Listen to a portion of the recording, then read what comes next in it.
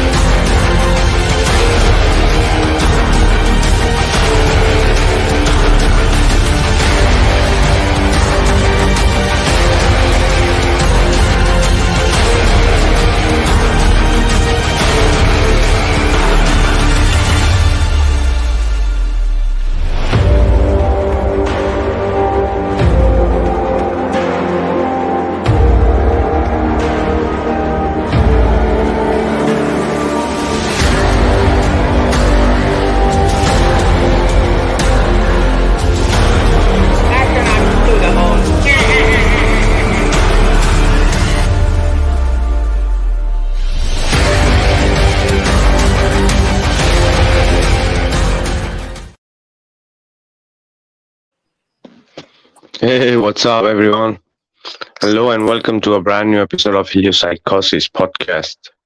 This is your host, Vikka Draziv. Guys, welcome to the show. If you're watching us from YouTube, do comment, like, share, and subscribe. And do invite your friend that they join us for this podcast. And if you're watching us from realtruthseekers.com, rts.video, yes, rts.video is one of our main sponsors for Heliopsychosis and most of our coming podcasts, so make sure you check out rts.video. So, yep, what an awesome topic we have today too. Always we're trying to connect everything that is related to flat Earth, and today's topic of sacred geometry is no different. So let's jump in with our host and guest, my first co-host, Gene. And how are you, brother? Hey, Vikka. How you doing, man? I think this is an amazing topic, so I'm really psyched to be here. And thank you for putting it together and having us all here with Stephanie and Keith. And hi to everybody in the chat. Thanks for spending your time with us on this amazing Sunday and with this great topic we have. What this is going to be fun, guys. This could be as simple. We're going to start out with something maybe as simple as a circle with a dot in the center, and then you slide that second circle to the dot, and you get what they have, the football shape in the center, what they call like a vesica Pisces. And you keep that circle going, and the patterns that start to emerge from it end up being related. There's 5 patterns in the Platonic solids that emerge from those patterns, and they can all be related to any of the elements on the table of elements chart. So like where this subject and topic can go is going to be, I don't know what you got in store, Vikka, but this is really amazing. Earth, wind, fire, air, ether, right? And all the angles and degrees and facets that they represent. And I'm really psyched. So I hope we get into some kymatics too. I don't know if that's on the table, but that's interesting when we bring sound into visualization, which is directly related to this stuff. It's everything you ever looked at. And it's, some people say, guys, it's these artists' signature of creation in life. So this is going to be so much fun, guys. Thanks all for being here, and let's get going. Yeah, thanks, Vikka. Oh yeah, thanks for being here, brother. Definitely, the sound also goes with the patterns Right. and geometry. Totally, it goes. So the cymatics also, it's a natural way, just the vibration creating those mandalas, right? Oh, it's So so it's a totally part of it. yes. Very cool. Oh yeah, and our next panelist is Keith Cameron. How are you, Keith? Hey, Vika, good to be here again. Yeah, this should be another fun show. The mandalas that you just mentioned and the cymatic patterns, those are beautiful. I mean, I think if you just take time to think on those and meditate on those and just stare at them, for me anyway, I become a little more peaceful. So there's something about the sacred geometry that's very real. You can see it on animals. You can see it in the art, from the old world especially. You can see it in the architecture, again, from the old world especially. So the animals, the artwork, the architecture, it's all there. The sacred geometry is in all of that. And I think ultimately it's in this realm that we live in. It's in the sky above us, as well as the leaves on the ground and the leaves on the trees. It's everywhere. So sacred geometry is a fun topic, and it's a beautiful thing to observe. Good to be here. Oh yeah, definitely, brother. And yeah, also within us, right? Even from the cellular level to the DNA, it's so the spirals and it's so perfection, the geometry, right? It's not a chaotic. Uh, it's all order, right? It's all precision, even to the cellular level. It's supposed to be the language of God. So, oh yeah, awesome. And our final panelist, we have Stephanie. How are you, Stephanie? Welcome back. Thank you. I'm good. Really glad to be here. This is an awesome topic. Very broad, but like you said about just the sound in the water making the beautiful like creation pattern. It's where it would all start fractally up and down. So yes, let's start talking about this.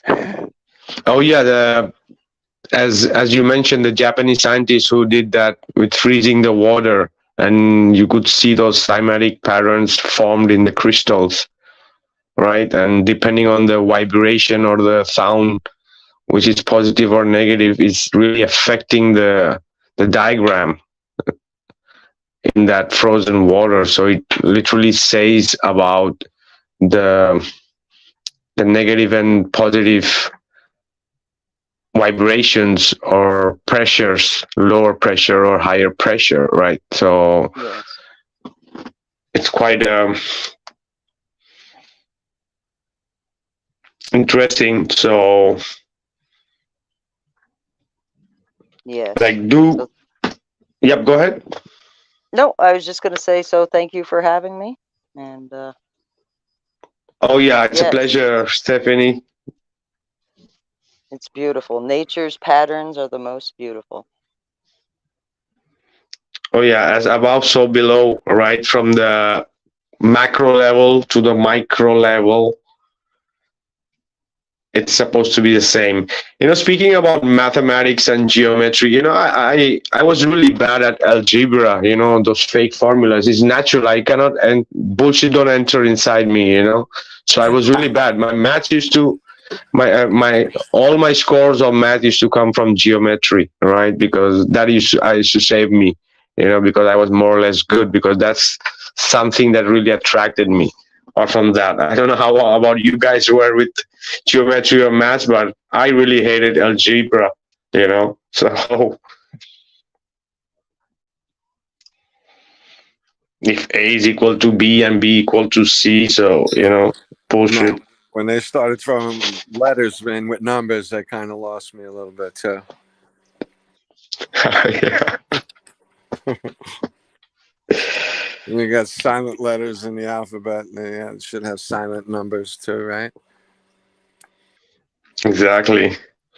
So do we believe in a field, greater force, universal intelligence, a united field of cosmic consciousness?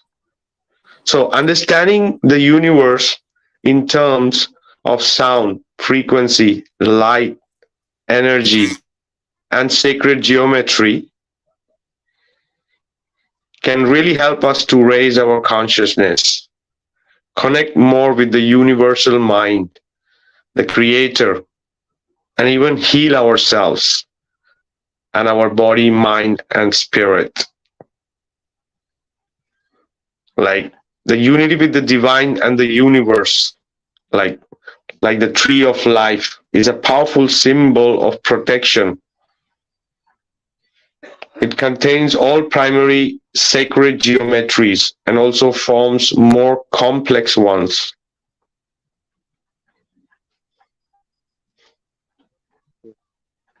It's like a language.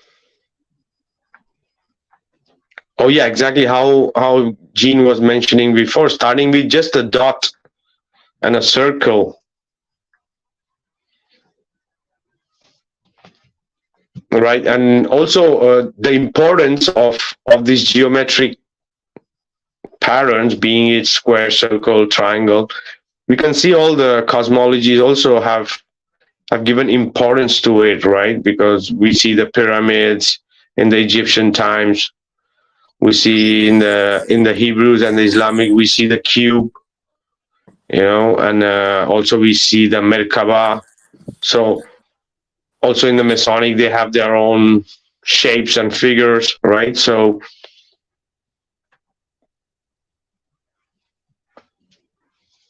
because it's a way of communication, like instead of letters and words, like shapes and figures.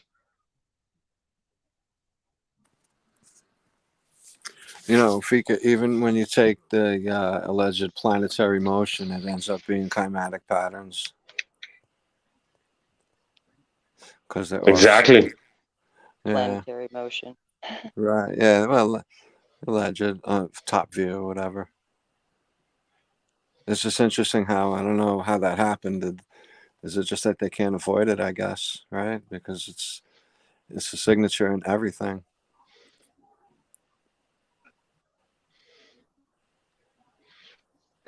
Oh yeah, as I mentioned, as above, so below, as macro as micro, right? So we everything from above, within us, and below. So we are part of it in a way, right? No, yeah, because if you look down at the DNA strand, it does similar patterns to the planetary motions, and the church windows that we see. Those are the same climatic patterns, as well as like when you pour salt on a steel plate and put a big enough speaker under it, certain waves of sound, you get certain patterns that change, like a split second immediately into completely different patterns. If you guys never saw cymatics on YouTube, you should really look at that. It's super cool. Yeah, it's amazing. Yeah. I actually wanted to ask you guys that without getting too far off topic. Some of those really old, like, church ceilings and stuff look exactly like when you throw sand on a frequency board or under a speaker, like you were saying. Right. No, yeah, you know what the theory kind of sounds like is that the bells would resonate through those patterns and create certain healing frequencies. And certain bells have different frequencies. That's why they swiped all the bells.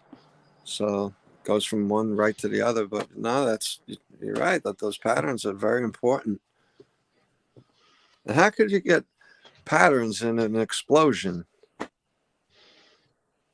Oh yeah, like the Big Bang, yeah. Right. Yeah. So perfection out of chaos or whatnot. Right. Any of it. Silly. Exactly. That in itself says that this is a creation and it's a perfect creation because there's order. No, right? There's an organization. There's a technique behind, right? It's nothing going all chaos and chaotic everywhere. It's everything, like even as we were speaking about the DNA and the genetic code, it's like it's order, it's even though it's repetition of maths like the pi or the Fibonacci sequence, but it's in order. Right. Sequential order. It's crazy. Like Oh, even just like the way a seed comes out and certain plants unfurl. oh yeah. Beautiful, like a fern. I have ferns in It's my yard. written on everything. Yeah, it really is. And honeycombs, the way animals build things, and bugs rather too. You know, it's amazing. And it does it. You know, the five platonic solids end up representing somewhere in the table of elements, all of it somehow. So like, yeah, it is sort of like the artist's signature. Exactly, as we mentioned, also the division of the cells and how they Right. divide and becoming from one circle to two circle, and then we get this, how you say, the Pisces sign that some people think it's a demonic sign that the people make with the hand. It's one of the also mudras and supposed to be for concentration and focus, right? That sign, but that sign is like two circles together a little bit on top of each other, and that makes a Pisces sign. Yeah, And that if you continue the circle, it becomes the seed of life, and that's the how the cells multiplies, right? That's right. From Yep, such a exactly. simple element.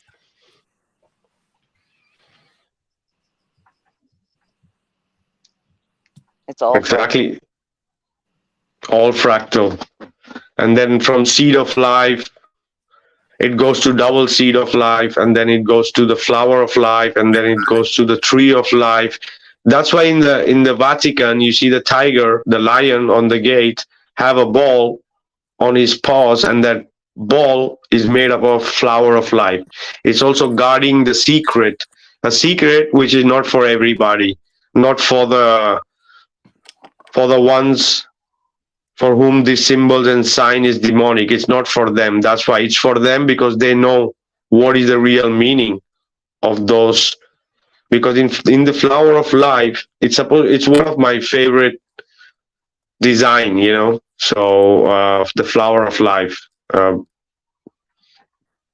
Like I was also into this sacred geometry stuff long before, right? Even before I was a flat earther or a UFO researcher or something, I always connected to that, because I always see, because when you have the eyes to see, you see that reflection in everything around, you know. And so, yeah, go ahead. No, exactly. The eyes to see. I was going to say that. I had somebody leave a comment. I shared a flower of life actually for a post today for sacred geometry, and they told me it was satanic. And it's just funny how some people can see past, you know, see more than others, or some just don't want to, perhaps. But the truth is there for everybody. Exactly. Just calling it demonic and this without understanding, it's like being the same like a glober, right? Exactly. That's the problem. Not understanding it is one thing, but calling it demonic is a little far out. But that's, I guess, the conditioning is deep. But they treat everything like it's demonic, and they twisted everything. All the good stuff's bad, all the bad stuff's good. So got a lot of that going on too. So yeah, but even in the Kabbalah, it's totally sacred geometry. So how are you calling the Hebrew scriptures demonic? It's very similar to the Christian scriptures or Bible scriptures. So what is demonic? Also, these forms and this figure and all these sacred geometries also been practiced, and it's there, but it's not, the people are not going to find because they don't want to see it.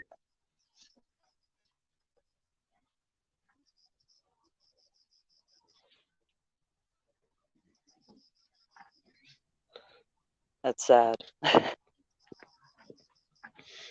So there are many ways to work with the tree of life, and it's the subject of much philosophical study, right? So if you teach the actual magic of the Kabbalah, which wields the magic of the archetypes, you can think of archetypes as sacred geometries that we hold within us and aspire to resonate with in terms of frequency. To do that, we need to shed the layers that stand in between ourselves and the truest and the true highest expression of ourself. So the Merkaba or the Metatron cube, this powerful symbol contains the 5 platonic solids, the element of earth, air, fire, water, and ether. It symbolizes the creation of life itself.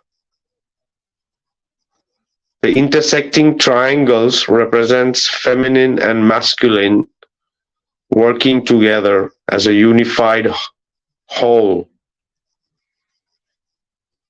Meditating on the Merkaba is said to have healing powers.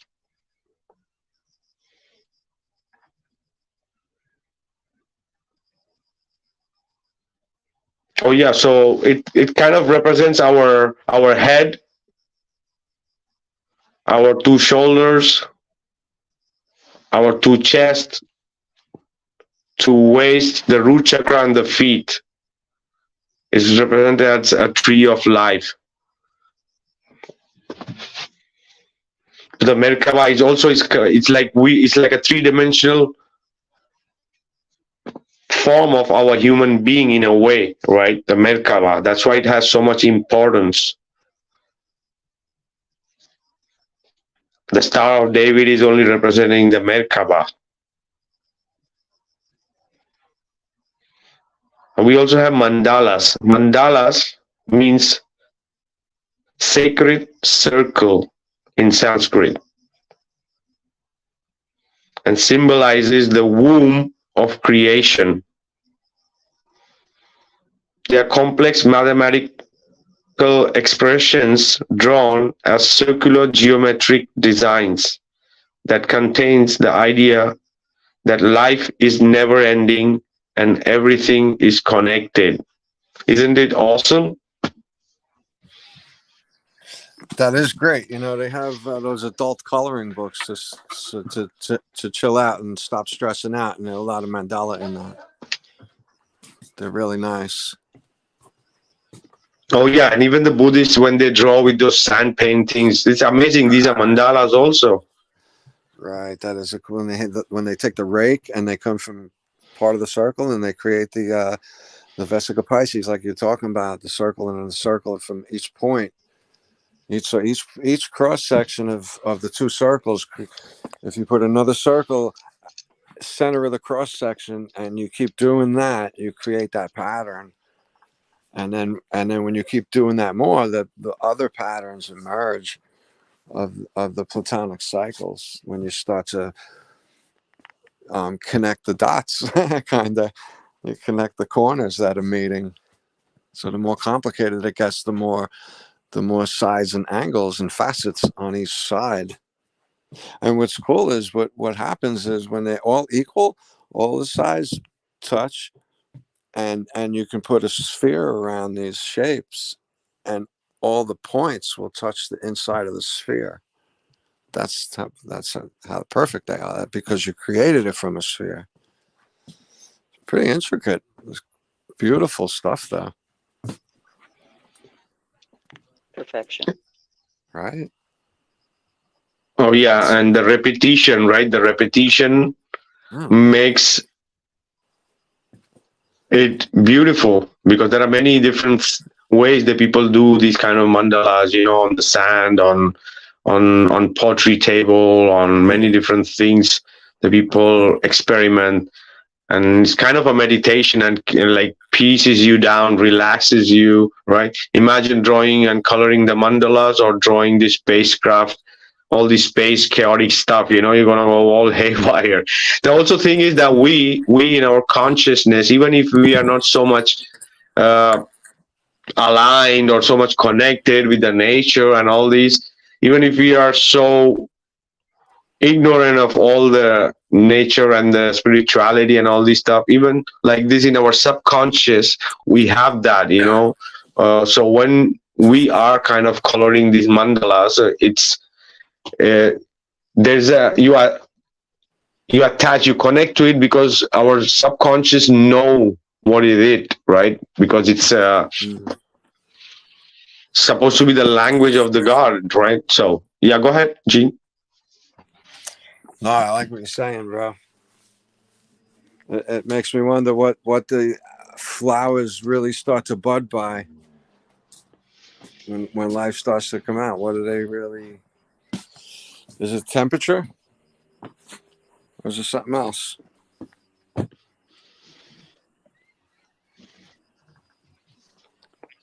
Oh yeah.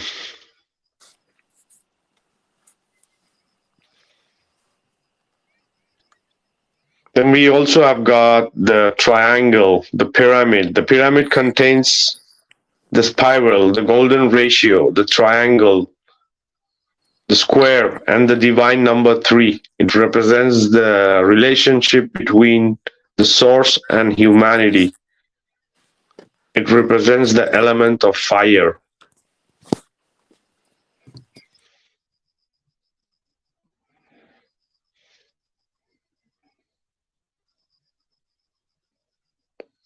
And then we have the circle, one of the simplest form in sacred geometry. It is complete and contains all of the other shapes. The ratio of the circumference of the circle to its diameter is the pi, an irrational number that never ends or repeats. The circle represents the air and the water.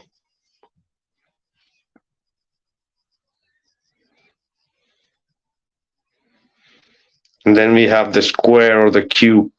The cube is one of the 5 Platonic solids. It represents the foundation, the solidity, grounding, earthly stability, dependability, safety. It forms the stable base of the pyramid. The cube represents the earth.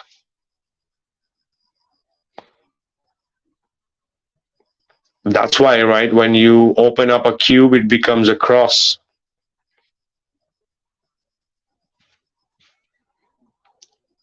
It's telling us the 3-dimensional.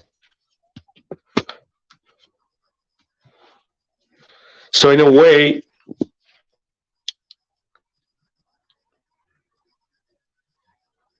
they say that when Moses took these people from the Egypt, he was taking them away from the pyramids followers to the cube followers, or the pyramid system to the cube system. Okay, it's just a metaphor. And the Moses, the parting of the seas, the parting of the hemisphere, the right and the left hemisphere.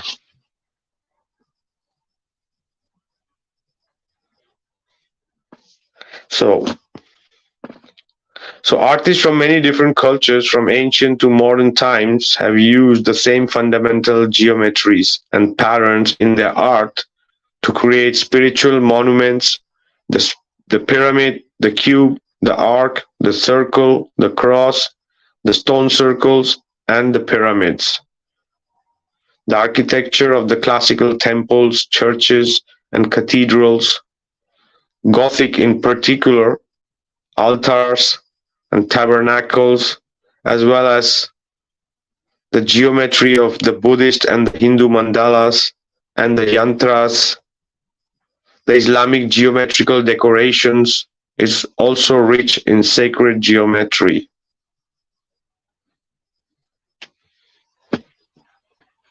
Is the circle the only one that's associated with 2 elements? No, it's a circle and it's a triangle, and it's the direction of those triangles says the elements they are. And the curious part is the ether or the spirit. Apart from those four elements, you also have the ether or the spirit, and that represents as a wheel. Curious, yeah?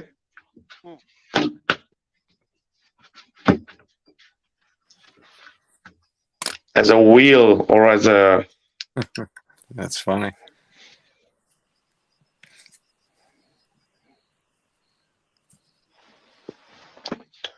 So the ancient Egyptian and the Greeks used sacred geometry in their mystery schools as the tools of self-discovery and to lead the mind toward oneness. There is much said about the actual origin, but this is what we can prove, like the Platonic solids. The Greek philosopher Plato in 360 BC thought in the Greek mystery schools 2,500 years ago that the five basic elements of the world were made of regular solids, now called the five Platonic solids: the earth, fire, water, and ether. Their faces are all identical, regular polygons meeting at three-dimensional angles. They consist of tetrahedron or pyramid, cube, octahedron, dodecahedron, and the icosahedron. The Platonic solid forms the basis of all structures. The cube is associated with the earth and reconnecting the energy to nature. The octahedron is associated with the air and cultivating acceptance and compassion. The tetrahedron is associated with fire and perpetuates balance and stability. The icosahedron is associated with water and enhances creativity, thought, and expression. The dodecahedron is associated with the universe and represents mystery and meditation. Plato stated that the decahedron was used for arranging the constellation on the whole heaven. The dodecahedron can be seen as representing the universe with its 12 zodiacal signs corresponding to the 12 faces of the dodecahedron.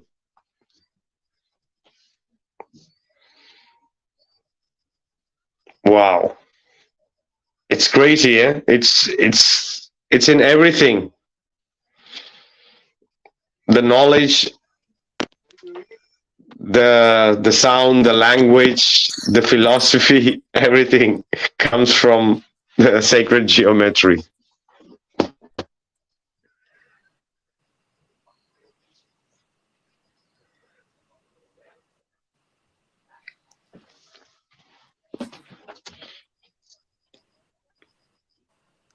That's amazing.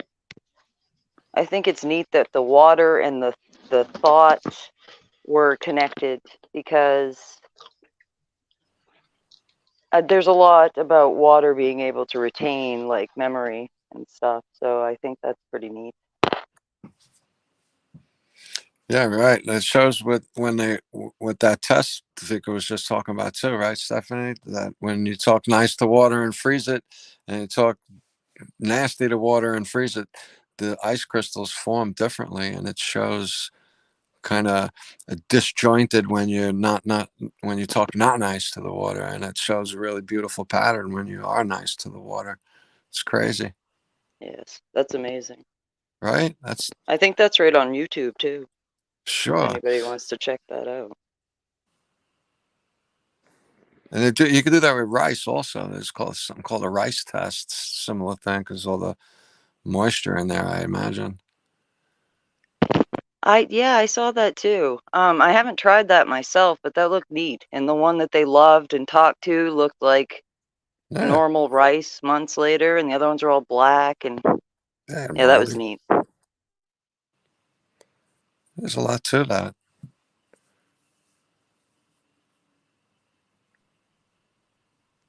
I think All that would goes be back one of to the frequency.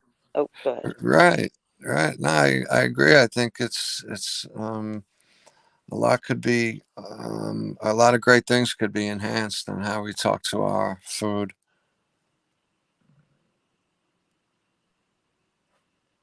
Mm-hmm. And water, you know. I'm just laughing.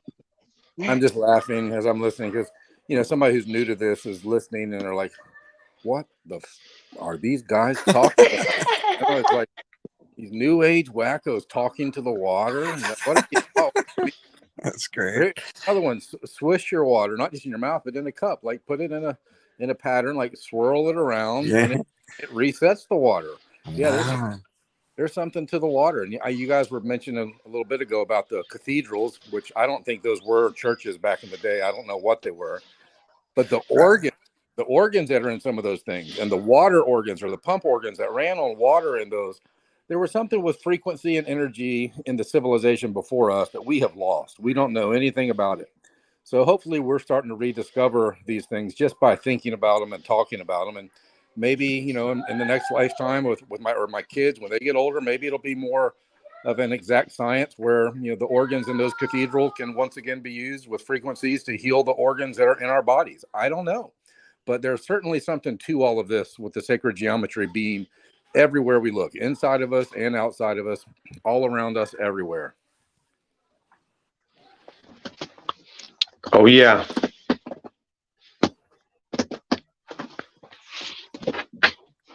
I These hope you're people, right, like, Keith. yeah, because these people they've banned it for people to use those organs and all those frequencies and all this stuff because they don't want, because if the people before eating food you're praying to the god, it's the same thing. If you are speaking to your water before drinking, is nothing demonic or is nothing new age about it.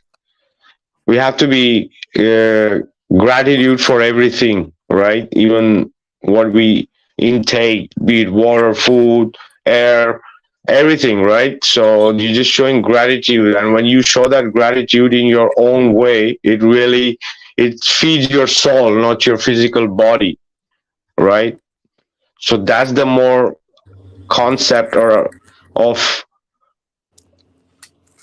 of speaking to the water or giving the right information, as you guys mentioned that water have information. So as me and Gene were speaking about it too, like, like you could just keep a glass of water before you sleep next to you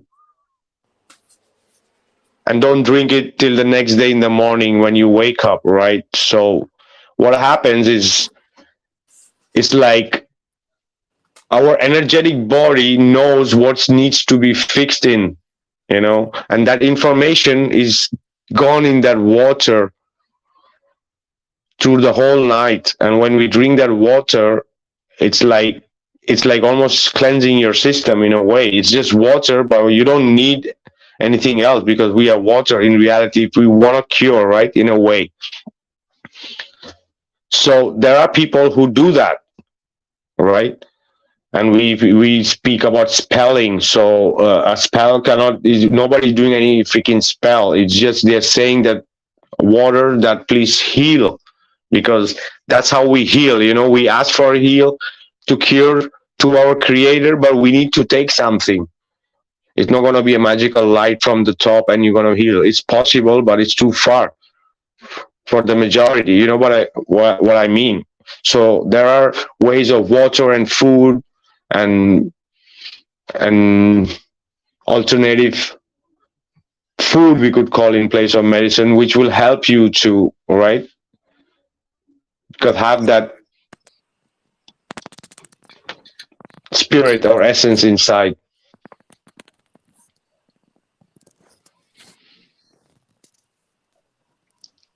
And also order, in a way, order in our mind, in our body, in our environment, in our house, in our room, right? Order is important. That's why the things could go in a positive way. If it's not organized inside and outside, is it's not gonna happen. It's all gonna go opposite. It's not gonna go in positive, right? Starting from that also. No, I figure that would probably, it sounds like it would follow the entropy rule, where entropy is where things tend to fall apart rather than fall together in order, right? Oh yeah.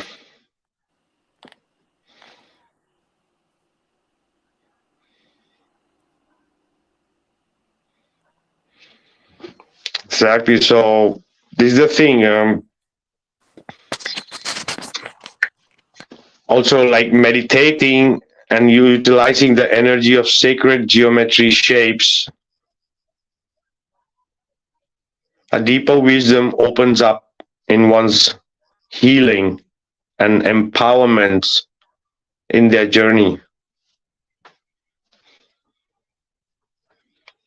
You feel a huge difference in the sense of well-being in the space where you are.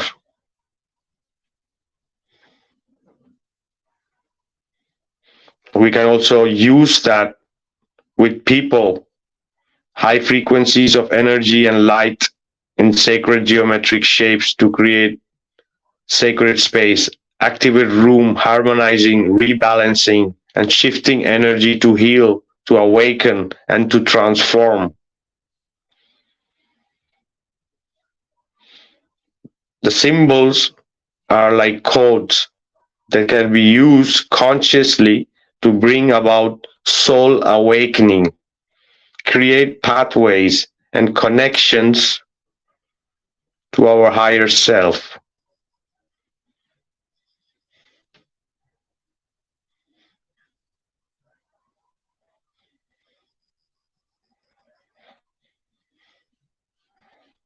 So we also know that the plants grow very good if we have a pyramidal shape. You know, you make a greenhouse in the shape of a pyramid and you grow plants in there, they're gonna just explode.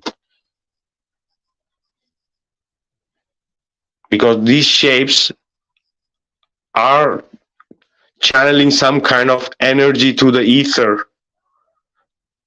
So if that can make that to a vegetable plant or a fruit tree, you imagine what it can do to the human beings.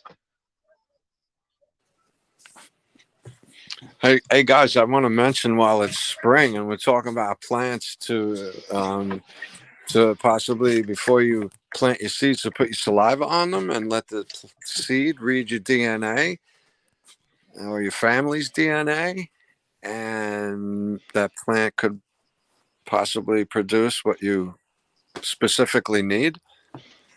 So it could be worth a test. You know, cost you nothing to do that. I'm gonna definitely do that this year, though, because I don't know if it's true, but you know, the world we live in, I would have to think that, oh, that's probably a great possibility of being true.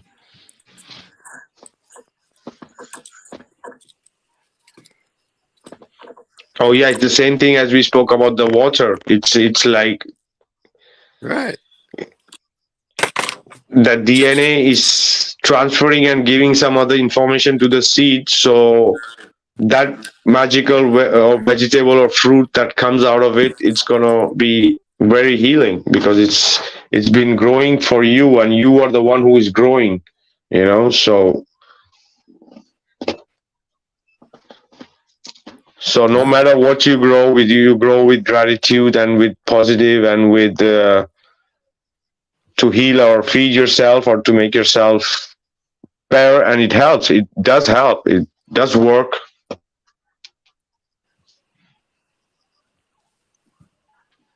And like, even before that thought comes into play, anything from your garden tastes better. So now imagine if all that intention and physical connection is behind it as well.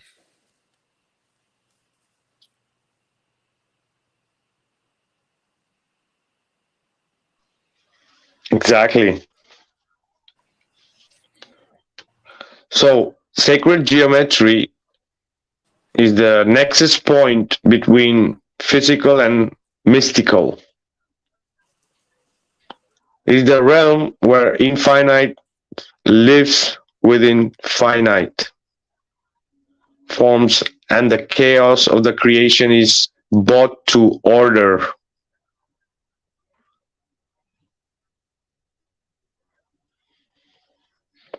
The true beauty of sacred geometry is that it satisfies both the right and the left brain.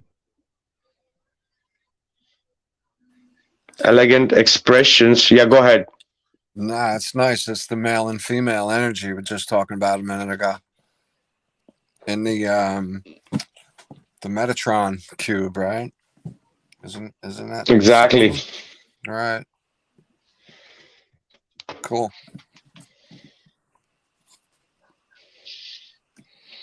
So the elegant expressions of compelling proportional relationships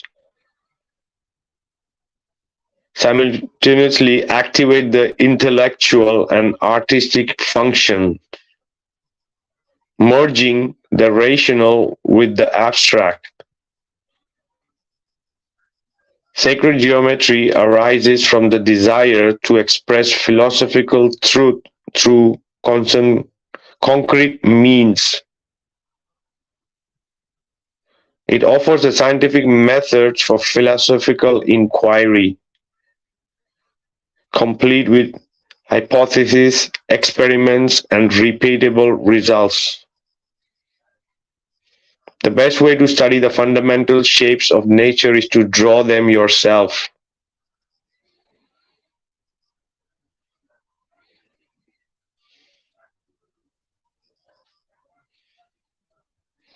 So we spoke about the seed, the flower, the fruit.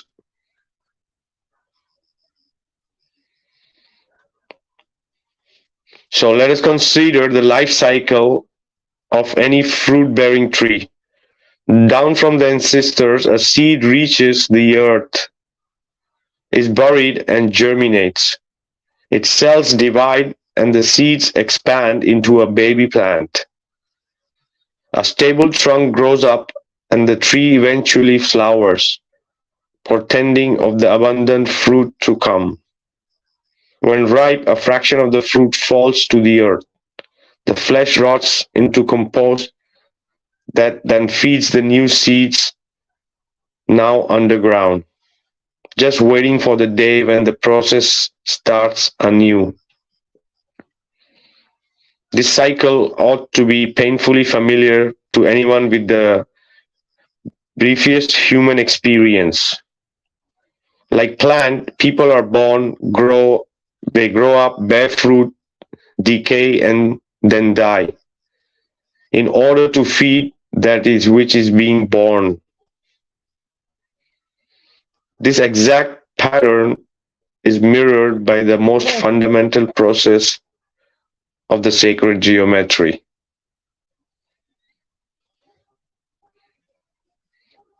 Our journey begins with a single circle, which may also be drawn or imagined as a ball. This is not yet a seed, but it's a mere potential. This first circle is an abstract concept that serves as the perpetual center point and container for all that comes next, as we spoke about as a cell and how it divides.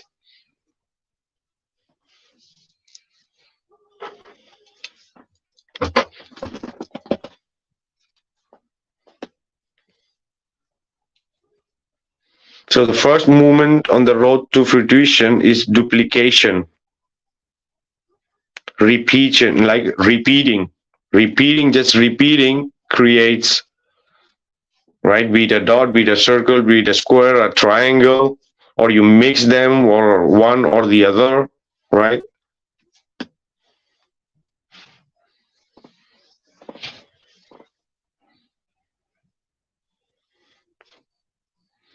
So the first movement of the road to fruition is duplication. Keep the compass set to precisely the same radius.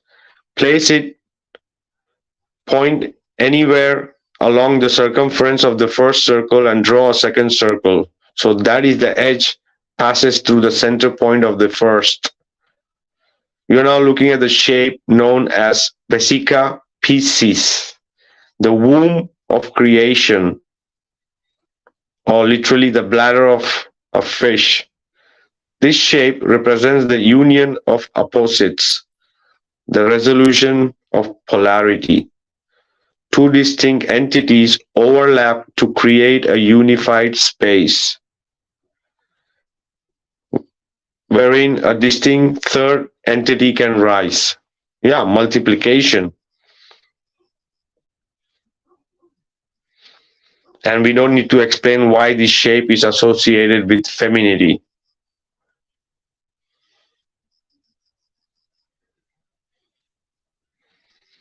So there we have all the information needed to generate two equilateral triangles within the womb where the circles overlap. Drawing a line connecting the center points of the two circles now connected each other points directly to the point where the circle crosses the path. You now have two equilateral triangles on the either side of a horizontal axis. Go ahead. Go ahead, Keith.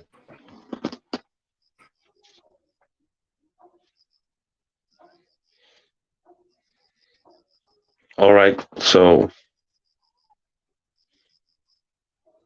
the conglomeration of the circle is called the seed of life. When someone mentions sacred geometry, the seed arises first in the mind's eye. It is extremely common to see derivations of this structure in visionary art, corporate logos, and New Age tattoos. Despite its pervasive usage, the shape is so fundamental to the structure of the cosmos that the human will never grow weary of its perfect harmonics.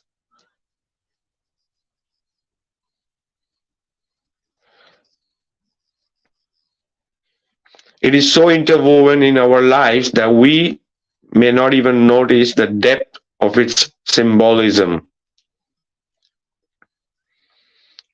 Where else do we encounter this concept of six encircling circles once? The day of the week comes to the mind, based as they are upon the 6 days of the creation, followed by a single day of rest.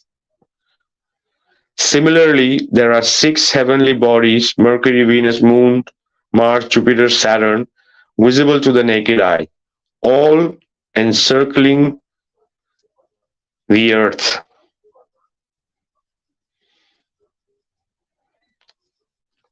And making that same pattern of the seed of life.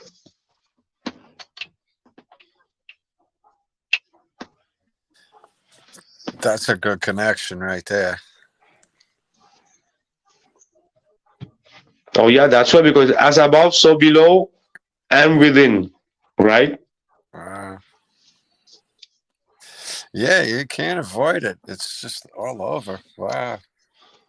It's like the cat in the hat. Exactly, because if we see a flat earth map and if we draw these ley lines, which these people try to draw these ley lines on the globe, but if you draw those same ley lines on a flat earth map, you get a flower of life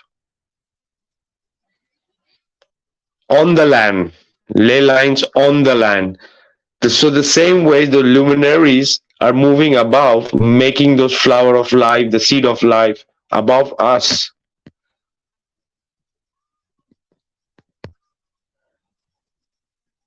There is no chaos. The creation is perfection. The creation is order. And that order can be seen. That order can be seen above, on the ground, within us, and below. And in everything that exists, right? Yeah, I think it was a few years ago that I first saw the Vedic cosmology. And if you could get far enough away from the Earth and look down on the planets moving, the beautiful spirograph patterns that they all make in the sky with their forward and backwards or retrograde motions, that was a real good moment for me of just thinking, wow, look at the beauty in the sky over our heads. And then it was just within the last few months that I saw the ley lines on a flat Earth map, like you just talked about, Vikka. And that's just another thing. It's, like we talk about, it's putting the pieces of the puzzle together to have a better picture of the bigger picture. And we talk about the seed of life and the flower of life and then the tree of life. And I have, and my wife and I have been married 25 years. We have 7 kids, and all of them were born at home. And that tree of life, we've seen it every time after the baby's born, when the placenta comes out, and you see the way the veins are pumping blood and pumping life through the placenta, looks exactly like an oak tree or some type of magnificent tree that's on the earth. So that's something that's inside of a woman. That's just more of the mature process, or maybe the mature part of the tree of life versus just the seed of life. Because we start with that little circle, and then there's a baby with all these moving parts and just everything that it takes to create an eyeball, everything that it takes to create an eardrum, and all of our fingers and opposing thumbs, and I mean all of this stuff that is it's everywhere, inside of us and outside of us. And I think, at least for me personally, I can't speak for everyone, but as I have become more aware of this, I feel a little deeper connection, or maybe a much bigger, deeper connection to my creator, whoever he, she, they are. I don't know, but there's some kind of a spiritual force, and you can talk about Star Wars if you want and how it permeates everything. And, the Christian version is that, God is omnipresent and he's everywhere all at once. And well, there's some truth to this. It's mysterious, but to embrace the mystery of life and to actually start learning more about it while we're here alive is to become more aware of the sacred geometry all around us and inside of us. But it's a wonderful journey. I've been enjoying this process the spiritual side I've been on for a long time, but combining it with flat earth and some of this other in these ancient architecture and seeing it in the natural world, not just in a metaphysical spiritual world in your brain somewhere, but seeing it in the physical world too, it's been a wonderful process. I've really been enjoying it. Oh yeah, and as you said, right, a baby born from this multiplication of the cells, which are in the form of geometric patterns, the veins in our body, the way it symmetrically is being distributed in all our body, the same as the plants have their roots, and the tree of life, as you were speaking, that we also kind of a way represents that tree in a way, and that symmetry and that beautiful patterns can be seen there, even in us, in every cell of us, right? Even the muscles, the veins, the blood, the organs, everything, right? It's The nervous system. exactly. Yeah, everything and everywhere.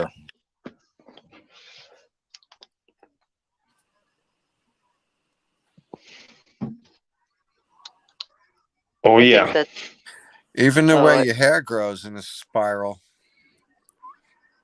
exactly. Like the DNA. Yeah, go Yeah. ahead, Stephanie. I think that's part of the reason for the globe lie. Like he said, he felt more connected. I felt exactly the same way. And that's why they want you to think you're on a piece of dust in nowhere, thousands of miles from nothing, so that you'll feel connected to nothing.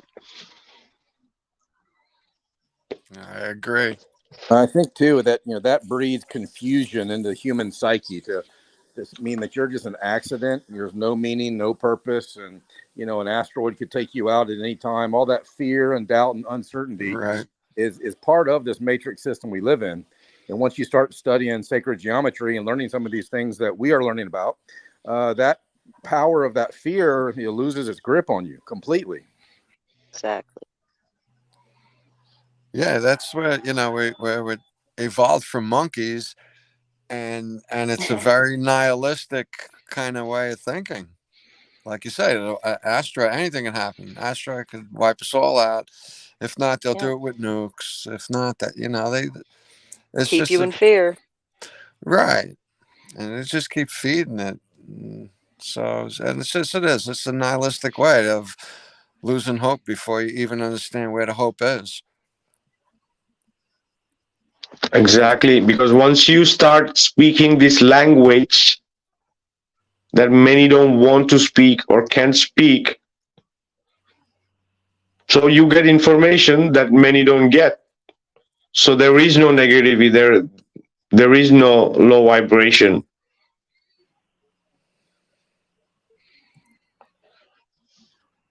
So apart from the luminaries, many traditions identify the seven chakras or the seven energy points, where the heart center is encircled by three upper and three lower chakras.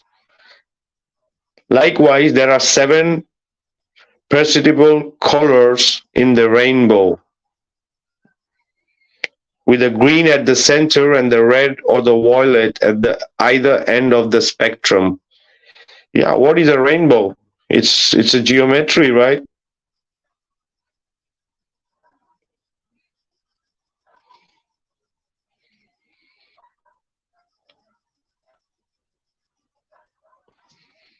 So there are many other examples like that.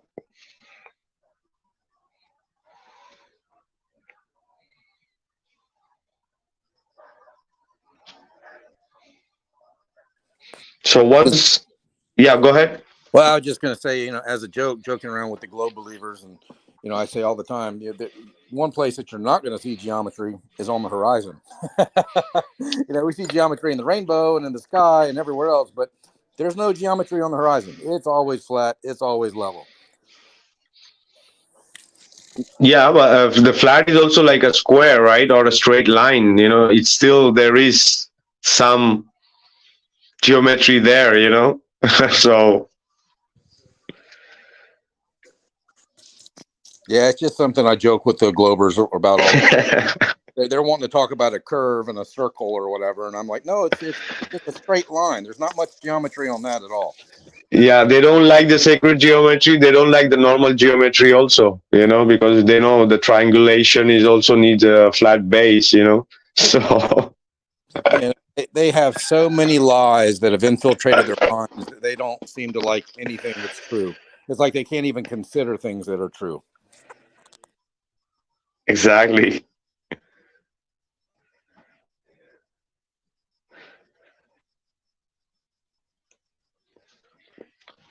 So from seed to flower. So once germinated, the seed becomes a plant and achieves the utmost beauty in the form of a flower. In sacred geometry, this is shown by adding another ring of 6 circles around the seed. So that we have now the 12 encircling ones.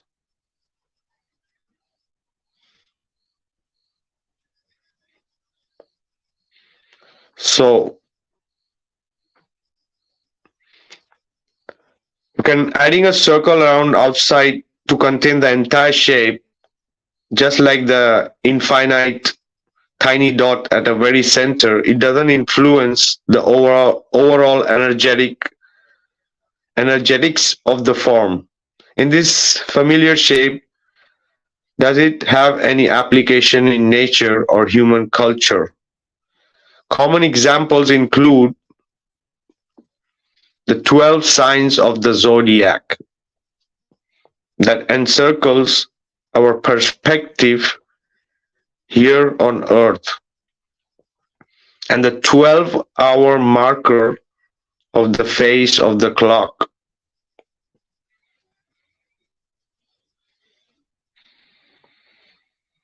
So the famous Jesus of Nazareth is said to have had 12 disciples. The same way King Arthur led 12 knights of the Round Table. We recognize the 12 months in a year. And there is often a 13th full moon hidden within those solar months. It's supposed to be 13, 1 and 3 equals B, the hidden.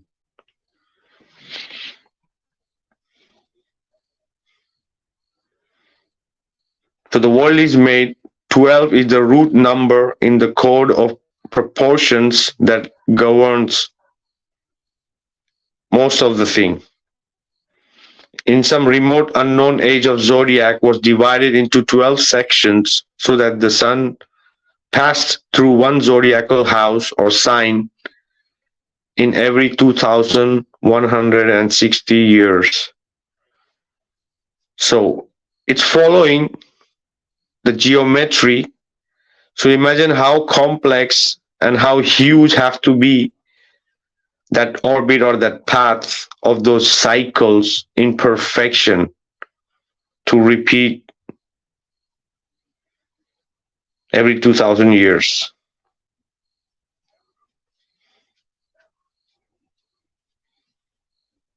So far beyond any possibilities of coincidence, such alignments reveal the divine intelligence of the inherent to the creation. We are not accident. We are the result of an intelligent design. You know, even that 2,160 years, that's divisible by 12. I think 12 will go into that 180 times, which is half of a circle, which that's interesting. That's great. And, you know, I had a conversation not too long ago, just within the last couple of months, with a Christian guy when we were looking at the isn't Leonardo da Vinci who did Christ and the Last Supper painting? And I mentioned to him that, you know, I said, do you see that the 12 disciples are grouped in like 3 and 3 and 3 and 3? I said, some people say that that's symbolism of the different seasons of the year. The spring and the summer and the fall and the winter. And, you know, Jesus is the sun that goes through the constellations. And immediately this closed-minded Christian says, oh, I don't believe that. I don't believe that. No, that's not what it is. I said, okay, okay, we're done. But yet still, I planted a seed or I watered a seed, maybe, who knows? But there's so many things that are symbols in this world and in our religions, whether it's Christianity or any of the other religions, that point back to an essential truth that's true for all of us, regardless of what you choose to believe. Oh yeah, exactly. And the circle of flat earth is divided into 4, the equinox and the solstices, and then in the between you have those important festivals for all the Abrahamic religions when they're at the center point of the 2 equinox or the solstice. So everything is the division of a circle. It's pure geometry there, right there.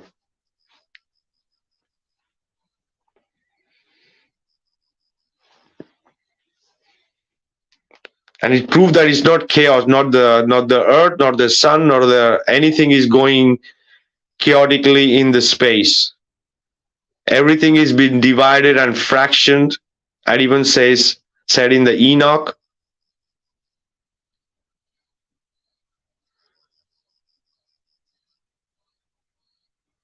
the time and the zones and everything is it is double or triple of earlier cycles, you know. So it's repetition in precision of those cycles.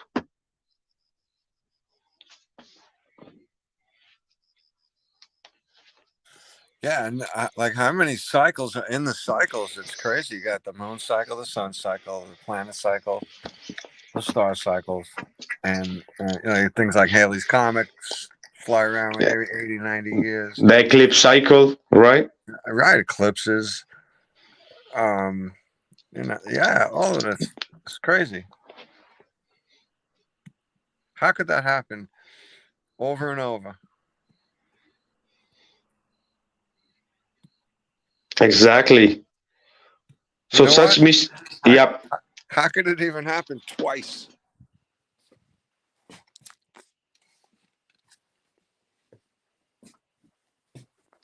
it would be chaotic every night in the stars. All different all the time.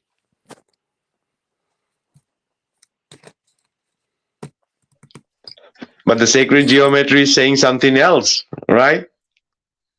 No, they're showing, like you said, bro, perfect cyclical patterns for and all different kinds, ways, shapes, and forms. That's not random, chaotic Big Bang.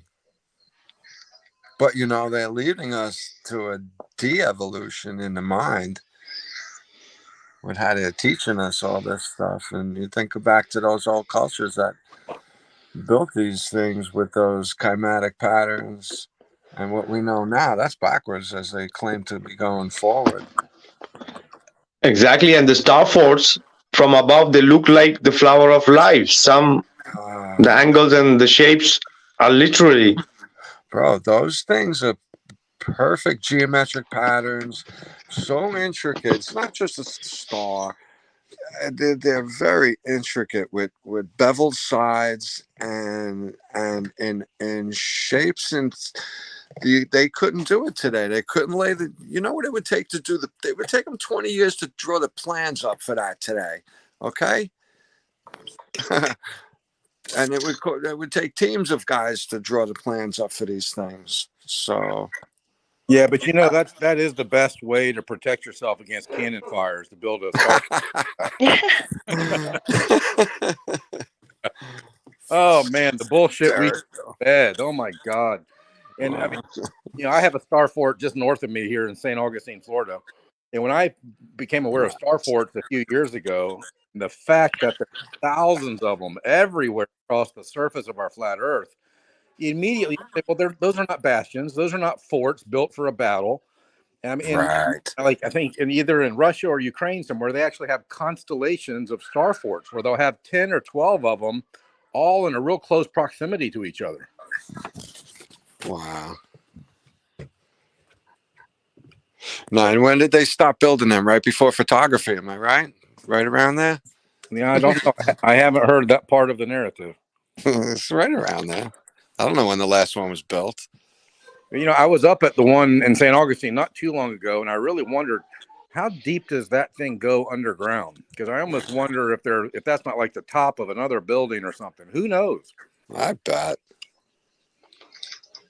Oh yeah, and in the construction you need geometry, brother. You need those pattern quite accurate. You know those structures are gonna collapse. The windows, the doors, everything, you can see the geometry there. Those ancient temples, those ancient constructions, those ancient wells, you can see that sacred geometry built in there because the information is the same, right? You see some of those temple like meeting to that one point in the point of perspective. Right. You see those statues, you see those in those some kind of, even the mosque and all those geometric patterns, you just blow up. Even in some cathedrals you see those patterns and your mind is blown. Yeah. And I gotta tell you guys that in all that brickwork and those patterns and something, if one thing is off and you don't realize it, Yeah, exactly. It's screw up. You're gonna realize it too late, and it's ruined, and you're not gonna have that perfection. So, exactly, and this art or this science was so evolved in the ancient times that they could use these platonic solids as a base, as an invisible base, to draw any kind of patterns on any kind of tiles, on any kind of walls with perfections, that there is no even a bit of mistake, because it's all maths, it's all geometry, right? Out of the same, these platonics, you are creating amazing stuff. It's crazy. That's what you see, and you are just like blown away when you see those monuments and you see those intricate designs. You can see the evidence. Yeah. with the drones nowadays, all the evidence of the perfection of the geometry from the overhead view. I mean, the star forts and Exactly. physics. Yeah, I went to see a movie last night, and I don't hardly ever get out because of just being busy with the kids. But I went and saw this movie, and the entire movie is full of those ancient buildings all over the earth. And one of them, that for the closing scene of the movie, I had to look at it. It's like, man, that looks almost identical. It was in Italy somewhere, I think, but it looks almost identical to the one I have right down the street here, Daytona Beach, Florida. Same statues, same artwork, same columns. But yeah, built with not just sacred geometry, but that sacred geometry has absolute perfect symmetry. It's not off by even half of an inch. Oh yeah. Oh yeah, and be it any kind of design, it could be a geometric design, it could be a floral design, it could be with humans, it could be any kind of design on stones, but the geometry is used there. It's used there. Without it, it's not. They're not just drawing like like a, with a free wall and do whatever you want. No, it's all. That's why these structures are standing the test of time. All right.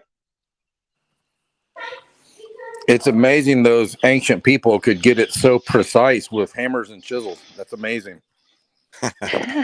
Exactly.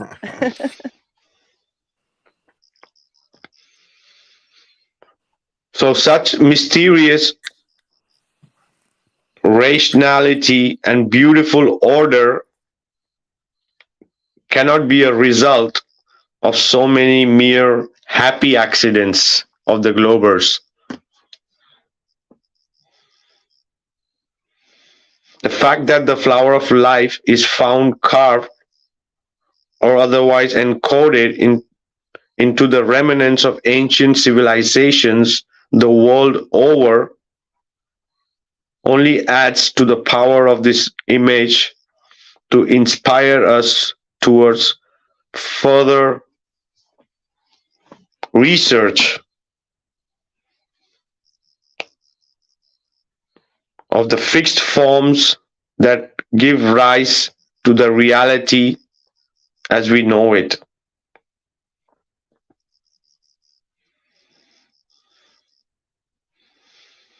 So the Metatron cube in any healthy organism, flowering precedes the production of a fruit.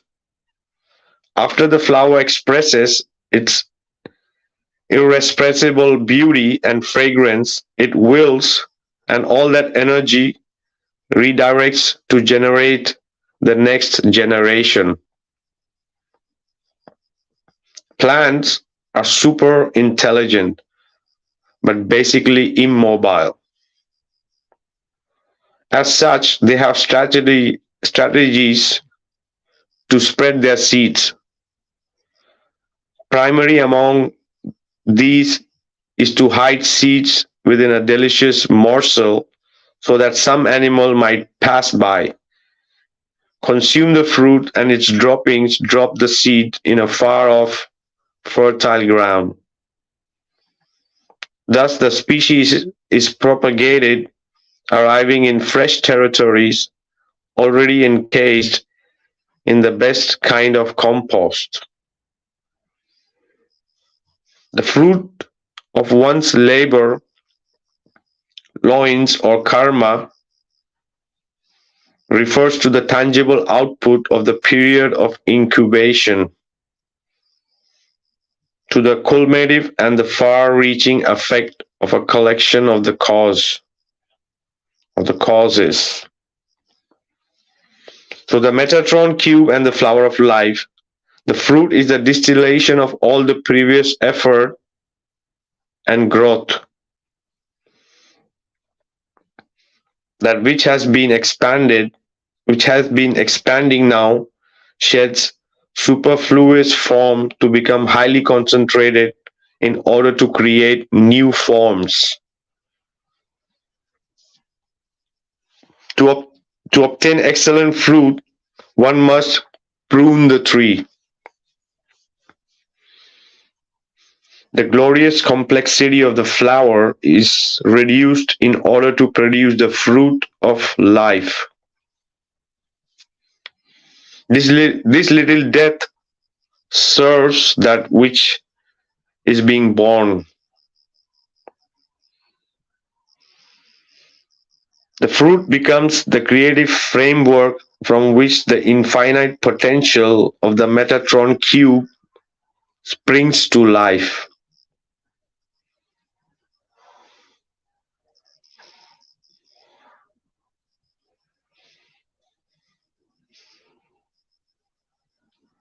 So now, connecting the center points of the 13 circle that compose the fruit, and you will discover a web of interlocking lines that are the two-dimensional representation of the three-dimensional polyhedra. That are the complete structural basis for human experience.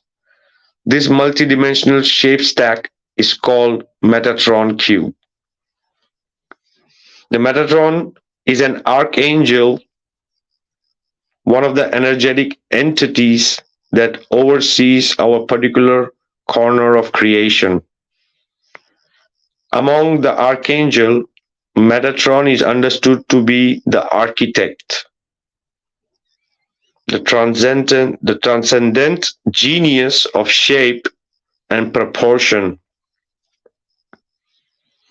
Metatron governs the specific logistic by which consciousness is able to take form.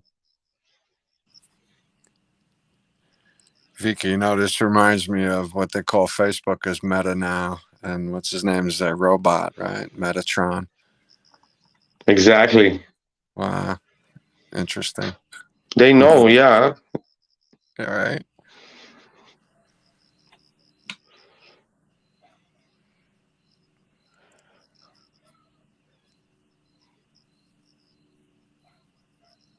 It says Metatron governs the specific logistics by which the consciousness is able to take form. The more fundamental forms we can grasp are the 5 Platonic solids, the tetra, I already mentioned, the octa, the cube, the iso, the dedo, are the building blocks of our reality. These polyhedra are the only shape in existence that have uniform numbers of side lengths, and internal angles.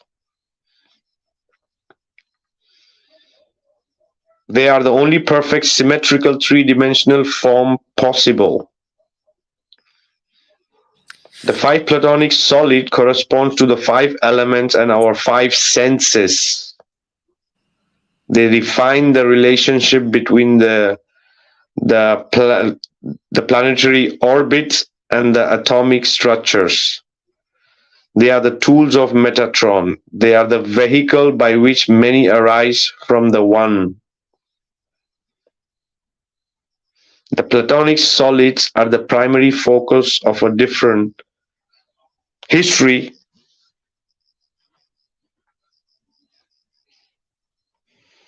Then we have the spiral.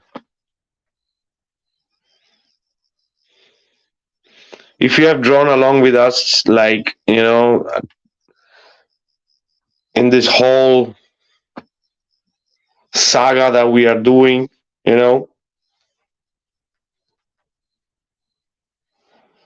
so we must acknowledge that we are reaching almost completion of many different, putting different thing together and getting it as one, right? So it's the same thing, the successive stage in the evolution from seed to the flower is the same thing. We're just adding one more ring around the center. So this linear style of spiral is called Archimedean, after the great Archimedes of Syracuse. Archimedean spiral progress in a linear fashion, the way paper towels is wrapped around a cardboard or a rope is a coil layer by layer. This is contrasted to the pie or the golden spiral, which expands proportionally according to the Fibonacci sequence.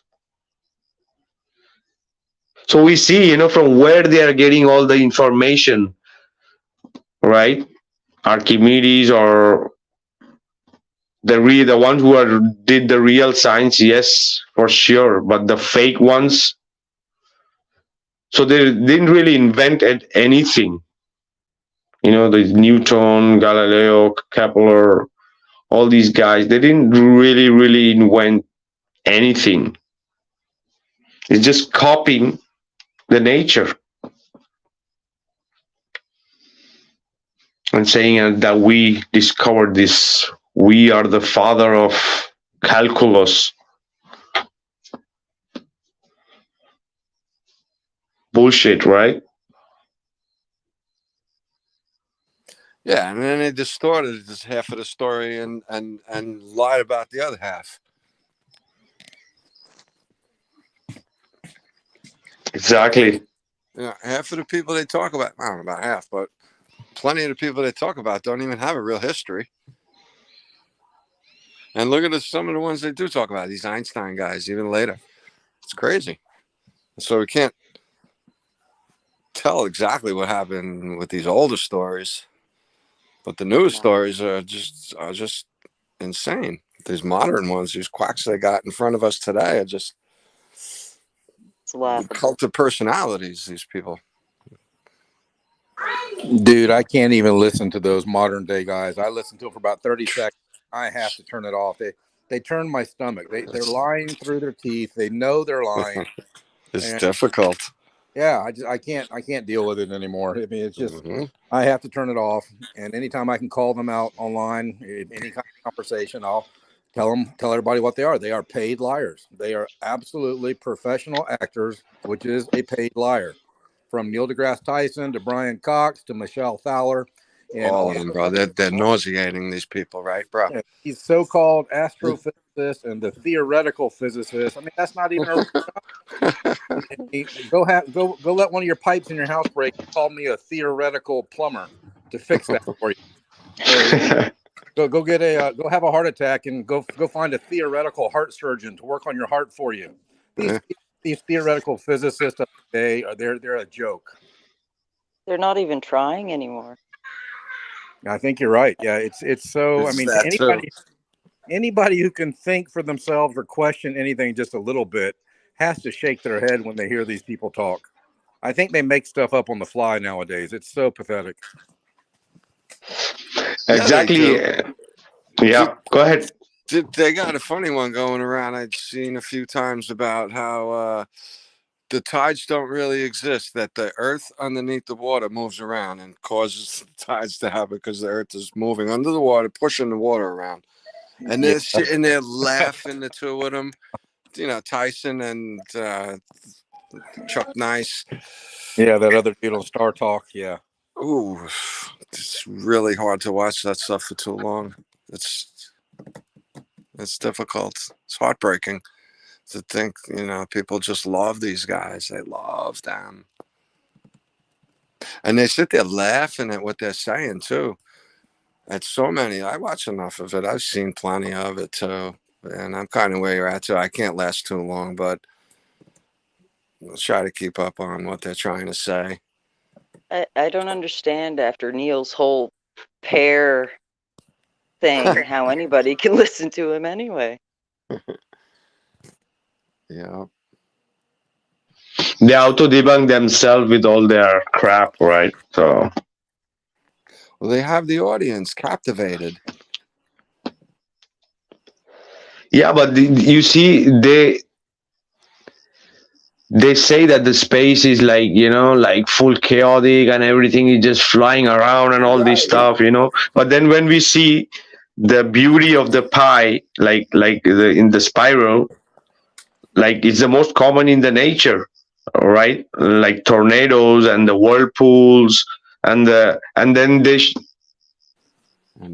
show us the galaxies in a perfect symmetry, in a perfect order. Where the hell is your chaos? Where is it gone? Yeah, exactly. So that's the opposite of entropy. When if you know things left alone go from order to chaos, not from chaos to order. So it's completely backwards of what we're being taught, and from what we're looking at. It's crazy to not be able to just like show people, and they're like, oh wow, yeah. With any of the solid home runs that I thought we had too, guys, I say it plenty of times, but water was so easy for me. Like, oh my God, water don't curve. Right? So people still just gonna kind of buck against that. It's funny. I thought it would be easy. And then along with that, with the gravity and the motions and everything, I thought a few of them were going to be like, all right, we got this one. Watch. This is going to be a turning point. But not one single thing. Pieces of it all. Little pieces of it all. And this is a good one. Like you said, Vika, this is a good one because a lot of people into this subject. But if you can connect it to creator, you can't have all this stuff without a creator. Sorry, guys. That's just impossible. Exactly. These are the traces of the creator in everything you look, everything you can see and everything you can perceive and everything that you cannot perceive. And the day you're going to perceive, you're going to see that also, the same thing in a different way, but you're going to see that because that's how nature communicates. The traces of the creator. You know, there's old scripture that says, you know, professing to be wise become fools. And that makes me think of most modern day scientists. Not all of them. I think there's some true scientists out there, but they're few and far in between. Most of them, they think they're smart. They think they're so wise. And yet they deny the existence of an intelligent designer behind this perfectly precise system that we live in. They're foolish.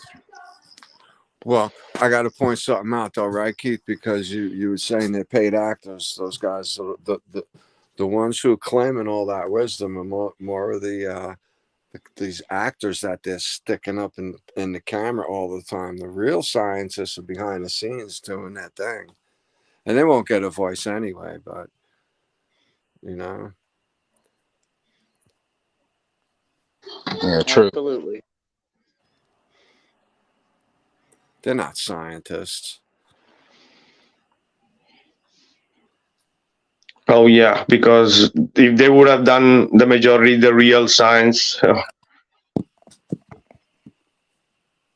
So the organic evolution of the potential energy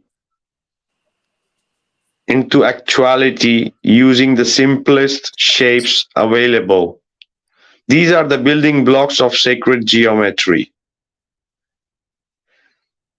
These are like simple shapes, lines, and curls generate a journey through the dimensions, perpetually approaching zero or infinity, the one and many. To discern the patterns by which creation unfolds and retracts is to approach the Creator directly. By participating in the process yourself, literally tracing the steps of the Creator, you have initiated yourself into a mystery tradition whose only limit are your own imagination. Like it's outside of any race or religion. It is a pattern that is intimately part of the nature.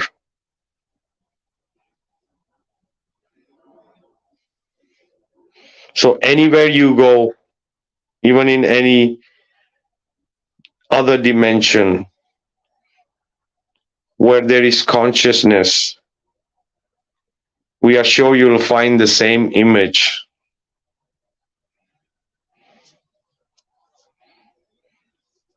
The other thing I wanted to mention was also the sound, as we spoke earlier before. The sound is a powerful force.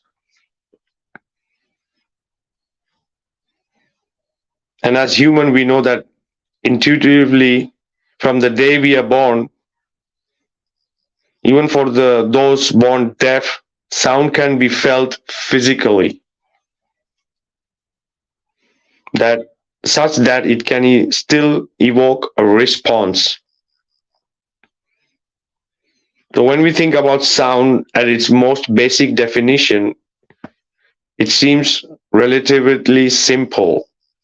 Acoustic vibrations resonating as waves through some medium.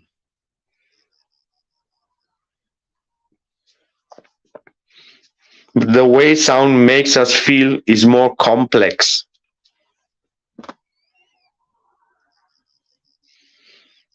Nuanced and often ineffable. Sound can elicit chemical changes in our brain and take us into transcendental state of euphoria. It alerts us to impending dangers or opportunities in our environment. It can distract or focus our mind on the task at hand. And it can even drive us to the brink of insanity if used nefariously. The sound is also one of the major tools we use to manifest material reality and bring our ideas to function. In fact, verbal communication is like the magic when you consider the impact it can have on others. Exactly. Before was the word, right? The sound.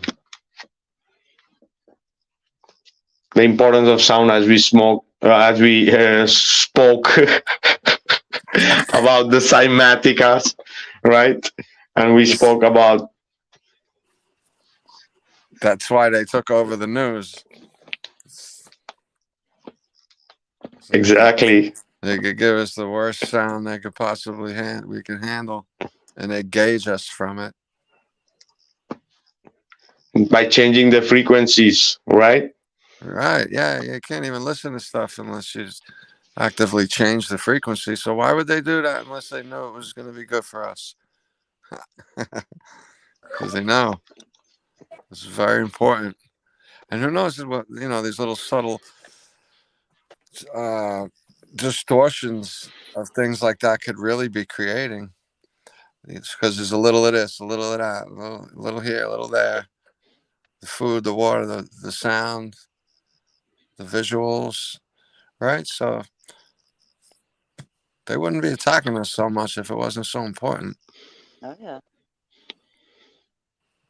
You can see what it does to water too, and we're mostly water. So You're exactly right. Yep. You know, one of the worst sounds in creation is that the voice of Hillary Clinton. Have you ever?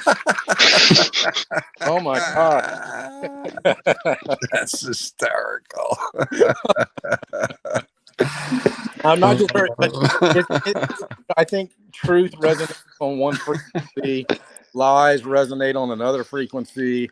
Did you guys see the thing with Justin Trudeau from Canada recently, with he's standing in front of a classroom of kids talking about how he used to be really interested in flat Earth, but then he saw it's just so stupid. And so, okay, here we go. We have another puppet, a political puppet, being told what to say. And for those of us who, and not that I'm better than anybody, but for those of us who are seeking the truth and on a path of trying to discover more truth for ourselves personally, when we hear bullshit, our bullshit meter goes off real strong, real fast, real loud. So, I mean, I listen to Justin Trudeau talk, and it's just like listening to Hillary Clinton talk. You know, everything coming out of their mouth is a lie. Yeah, any of them.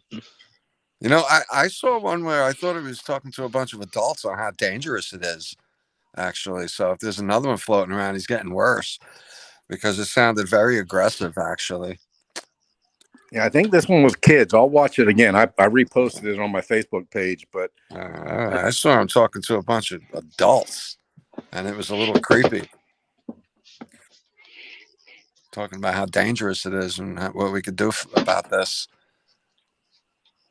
Oh yeah, and the soniluminescence also is sound. So all the light is created through the sound in the magnetic field, in the electric above in the atmosphere and above, right? So it's all the sound connecting many things. It's also speak about the levitation, right? The sound, because the other day I posted a video about the bees, how they resonate at one frequency at that sound, and they can levitate, and they have their own bubble around them, and they can fly even in the crosswinds, right? Right. That was a good video. Yeah, that's crazy when they can fly. They can fly north south with an east west 30-mile-an-hour wind.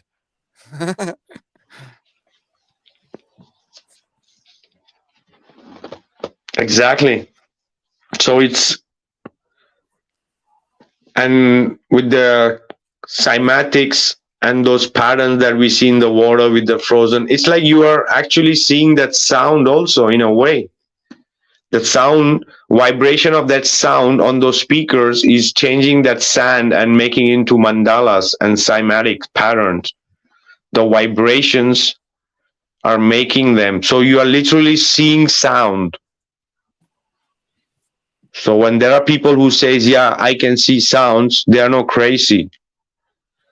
So what happens when the people also do some kind of psychedelics and DMT is you are literally seeing sound. That's why when these people, when they do music or use music in their sessions, can be any kind of sessions, could be a festival. There's also kind of a session, right? With the music, the importance of repetition, those repetition music, that trance kind of music, the mantra or the chanting, it's all the same thing. Could be made by sound, with instrument, with drums, with electronic, with digital, whatever. The concept is that it's the sound, is the repetition, because those sounds you start seeing as geometric patterns, right? And that's the reason the people say we can see sound. So once you are on that frequency in those sessions, you can literally see sounds, because that's the way you move ahead, right? The sounds create patterns, and the pattern creates the world, the existence, the net we speak about, that the Egyptians were saying that we have to throw the nets and get the information. It's the net, is the simulation. Once we understand the simulation, it's all geometric. The whole simulation is geometric. So even in the games that they're making, it's all geometric, right? Even if you make an animation for a game, it's all geometric, starting from squares, circles, dots, right? So it's the same thing. So up to how level and how deeper this geometric goes for us, because that language, you don't need to speak any particular language to understand when you are in that God mind, right? Because that language, our consciousness, our spirit, our soul understands very well. And apart from all these different ways and places that we can see that magic of this geometry with our normal eyes, so with the other eye, you can see also, but much on a deeper and fundamental level. So be it whatever kind of session, but it's connecting, it's contact, it's everything is geometric. All right.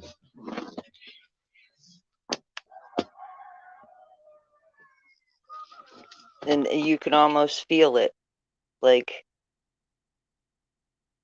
the sacred language, like the ceilings of the Indian temple, or the mandala, or your body. You can almost feel it.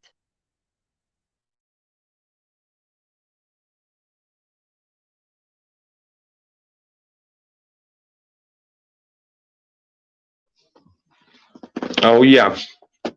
So be it visuals, be it sound, be it frequency, be it energy, be it light, it's got that sacred geometry there.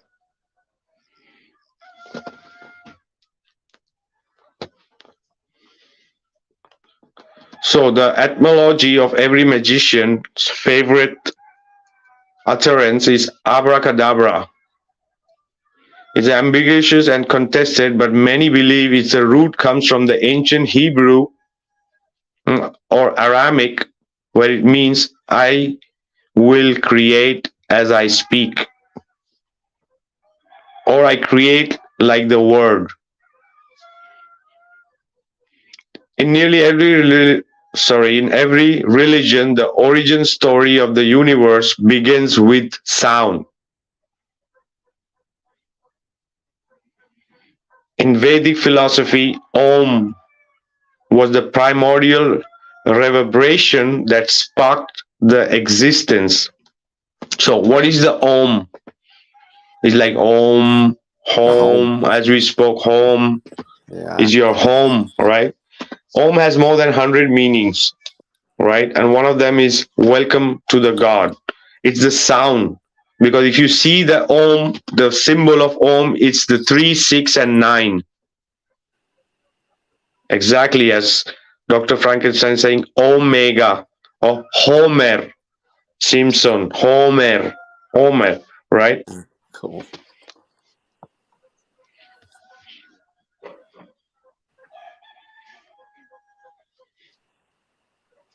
And that Om sound has its own frequency. It's called the pulse of the universe. It's called the heartbeat of the universe. Om. It's like an electricity. They got Ohm's law. Exactly. With the magnetism directly related to electricity and opposite. E equals I. What is it? E equals I square. I times R. That's it. And the energy put through the resistance will give you the current. Something like that.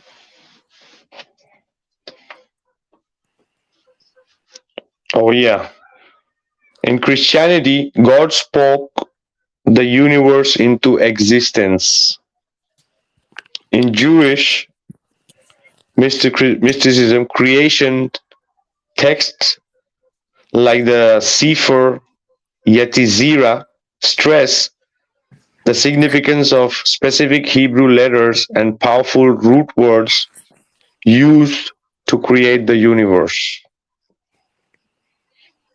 Same with Big Bang.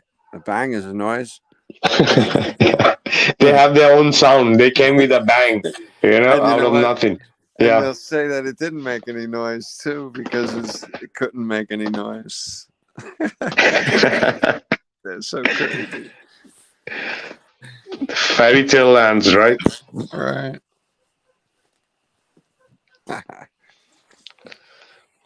And beyond contemporary religion, this concept of sound of creation was even taught in ancient Egyptian schools with Ptah, the god who gave life to all through his heart and tongue. When we consider the physics of sound, these creation stories usually make a lot of sense, as sound and matter are connected, because sound is unable to travel through the vacuum of space. And there goes in the bin again the heliocentric model. Some physical medium is necessary to not just generate it, but to propagate its waves. Whether that be a solid, liquid, gas, or plasma.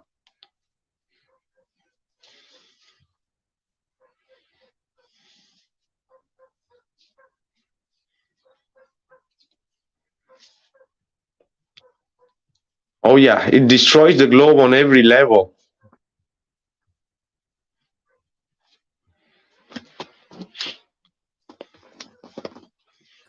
Yeah, and all aspects of it too, with the repetitiveness of everything. The constant cycles just it can't happen. It just can't happen. And even when I was a kid, I wondered how the stars never change position. That drove me up a wall as a space fan, as a kid, and as an adult, and that drove me nuts. No parallax. I was like, okay, we're that far. It didn't make sense, but I just, I fell in line, accepted it. But it was always a flag for me.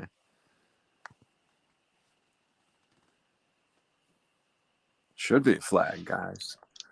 That should be a big flag for everybody. Absolutely. Exactly. It's like being in a merry-go-round and you make a full circle, a merry-go-round in a carnival and everyone's moving around. But when you make a full circle, they're in the same place. That'd be nuts. Even if they moved an inch, if everybody in that place moved an inch and you were on a merry-go-round, you'd still see a difference, I think. The further people against the closer people would make a big difference in the picture. But I'm kind of speculating. I just think that would happen. You'd see some sort of a difference. After. Oh, yeah. So the sacred geometry refers to both basic and ornate shapes common throughout the nature and spiritual symbolism. Also in the Hinduism, the meditator use Sri yantras and mandalas as object of focus to further hone their aptitude for mindfulness. Those mudras we are speaking about are also geometric shapes, so are geometric patterns, because your hands with all your fingers are energy points. That's been known for thousands of years. Acupuncture, acupressure. There are many different Reiki or many different ways for healing these points, right? So even touching your finger in that particular way, in those geometric forms, you can form different ones, like the seed of life. There are different mudras that you can use with those fingers. By connecting those fingers, it's literally channeling that energy.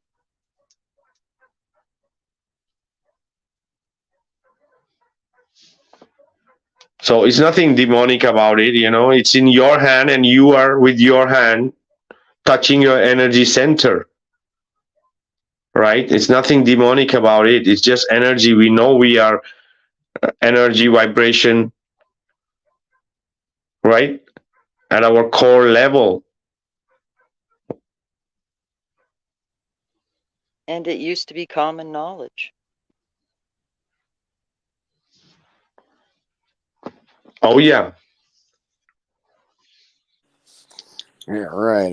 And exactly. And look how helpful these little things could be for us. It shows you what kind of control they have over what's being taught and learned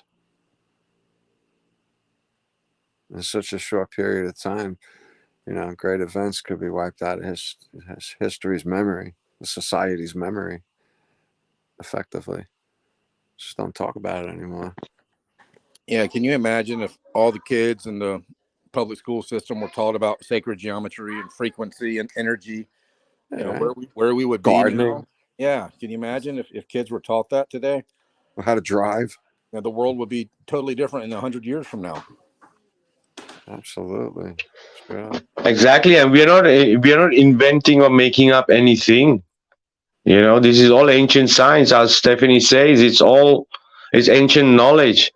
It's just been distracted by people who don't understand or don't want to understand, and they demonize it and they create that division, because that's the whole point. That's the reason they abandon all those organs and all those frequency healings and all those cathedrals and all that stuff, because all this comes from ancient knowledge. So they say all these ancients were fanatics, or they were just too immature to understand. We are so advanced right now. they had the real knowledge, and they want to call them fantasy and all this stuff, but they know they are using that real science, that real knowledge they are using, but they're portraying it to the masses as fantasies and mythologies and fiction and demon, or negative or whatever that people don't use, but they themselves, as I mentioned, they use and they know very well. We can see in their symbolism. What are the symbols? We Yeah, know they're very using well it on they us. are doing the. Yeah, go ahead. No, I just said, yeah, they're using it on us all the time. Exactly, they are doing all the mudras in front of the people, but the people, oh, this is that, this is, it's very natural when we are speaking that we want to focus, we want to concentrate, so we put our hands together. You're not doing anything wrong because it's natural, because it's equilibrium, it's focus, it's concentration, right? It's very natural. Help create a flow too, maybe. Exactly. Makes sense.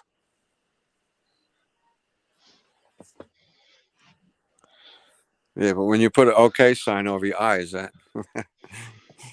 that's for Hollywood. Oh yeah, and this is the thing. We say chakra, and the people again the same thing with the demonizing. But if we say energy centers or energy wheels within, maybe it sounds different, but it's the same thing. So we have those 7 points, inner points or energy centers, right? And apart from that, because our energetic body is not only physical, okay? Because we feel that dense, because we are in this 3 dimension, and we feel that we are in this dense material, but that dense material is inside of that real essence of ourself, that is the energy body, okay? And these points in itself, if you connect, right, for example, your root chakra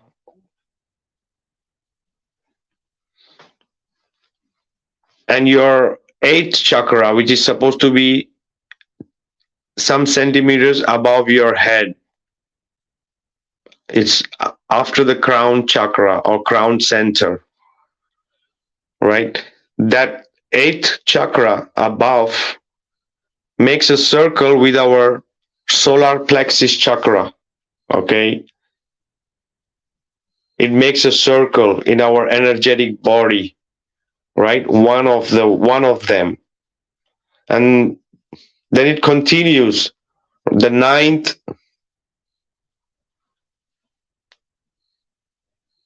with the heart that makes another circle, right? And like this, it goes on till 14th. That our energy body, it goes up to 14 points, right? And it's all connected to us in circles. Okay, we have seen that Da Vinci design of that human with the open, stretched legs and arms. It's all what? It's pure geometry. It's trying to say the same thing. So when we see those energy points and that energy body as a person with all those circles meeting ourself, because we feel that physical body within us, right? And we feel those energy points, and if we equilibrate them and if we balance them, things go more better, energy wise, right? So apart from those 7 points, those extra points above it's a part of you, right? The mental part of you. After the physical, you have the mental, you have the emotional, you have the God part in the top one. You know what I mean? So it's a part of you. that whole existence lives with you in every moment, because you are seeing yourself as a physical body, but your energy body, your aura, lives with you, right? In the form of those geometric patterns. And if there is interference in that geometry, it's negative, right? The same thing we could say as the toroidal field. We know that the earth is a toroidal field, right? The energy moves like the shape of a donut, right? The same toroidal field we have within us is the same thing, right? Which connects us to our creator that is with us, but it's in a lighter form. But it's possible to be in harmony with all your existence, right? If you connect to the right vibration and frequency. So the toroidal field is like the lower and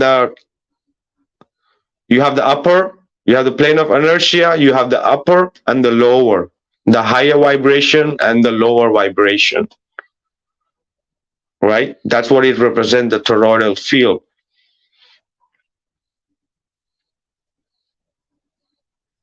So everything on this plane, on this earth, in that toroidal field, that everything that is moving in that energy of that magnetic center, that vortex that is moving above us, is what is moving every constellation and all the luminaries above. That is pure sacred geometry right there, above us and within us. We see the fruits. Also, we see that toroidal field in the apple, in orange, in many different food. You cut it in the middle and you see that, right? It's the same thing within us, around us. That famous apple is such a great one too, Vikka. You're talking about that recently. It's so obvious, and it's in so many stories.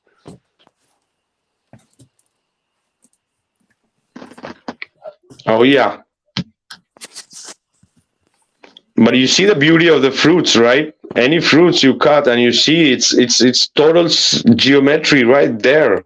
Yeah, you see star-shaped patterns when you cut the seed, the little pocket for the seeds.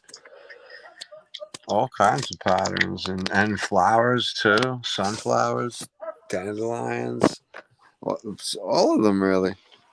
Probably every single one.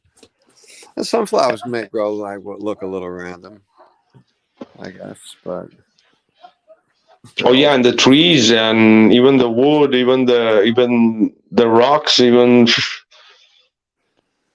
right. None of any of this snowflakes. It's all related, and no two trees are the same. No two plants are the same. No two animals are the same. There's a lot of that. Think of the possibilities with all of that consistency with inconsistencies through it, right? Without the cycles, the difference of how many snowflakes, how many people, how many animals. It's incredible. That's an endless list. And, since we're in the third dimension and we're really limited to this, sometimes you see the fourth dimension creeping in and out, like with that Mandela effect kind of stuff. So That's mind-blowing, though, to think on that level of all the snowflakes and all the flowers. isn't it crazy? Well, every tree, Yeah. every plant, it's insane. It's so cool. I think during the lockdown fiasco crap, that's a lot of the reason they had us stay 6 feet apart. Like you were saying about our toroidal field or our energetic field. If you're that far apart, you're not going to be able to connect with anybody else's field. It's another way to keep us separated. Right. Yeah, exactly. Right. oh yeah. Guys, even science will tell you that too. So if you're on, the school book side of the story, they will tell you that they can read electrical signals off the human from up to 6 feet away, and probably even further sometimes. So it's another thing that I guess they can't avoid. So they have to come up with some reason for it, some story.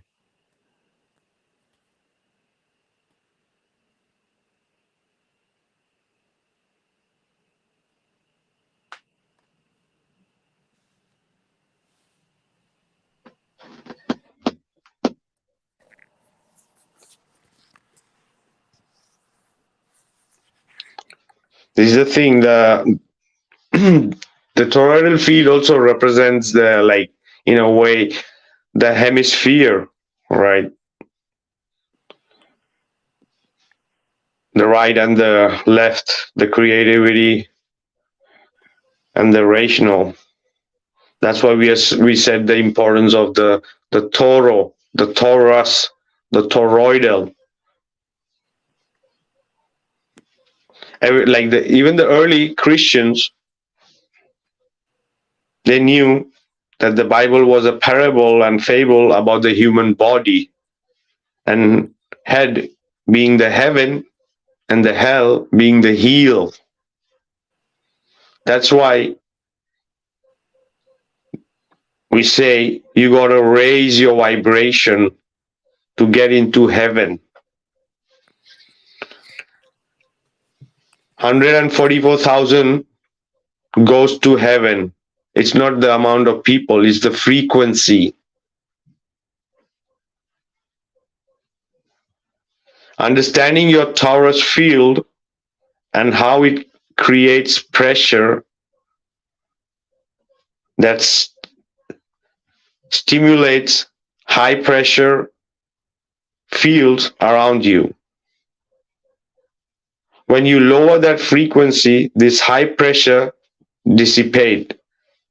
Basically, you have your equilibrium toroidal in your body.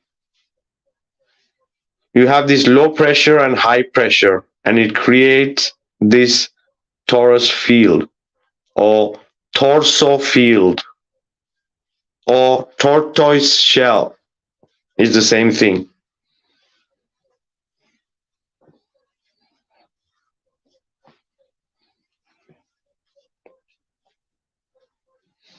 So the tortoise shell has 13 rings around the outside center, isn't that right?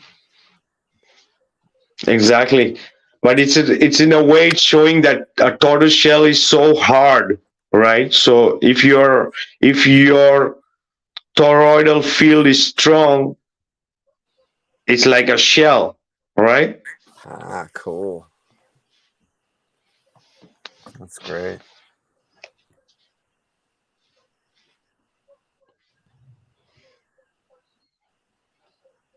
So they take little pieces of all of these stories and bring them into real life.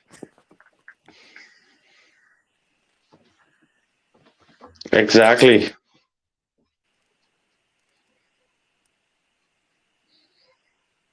So when we surpass the dualistic mind, we enter into God's mind. This is a hemisphere called syncing the mind. How you say it? In sync, synchronized, right? So what is God mind? God mind is seeing the universe through God's perspective.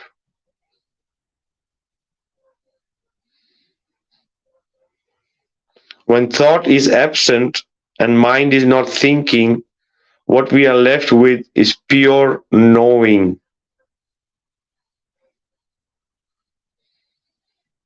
Then we have minus negativity and more positivity, more blissful consciousness that results in the Kundalini awakening or the enlightenment or whatever you want to call it, right?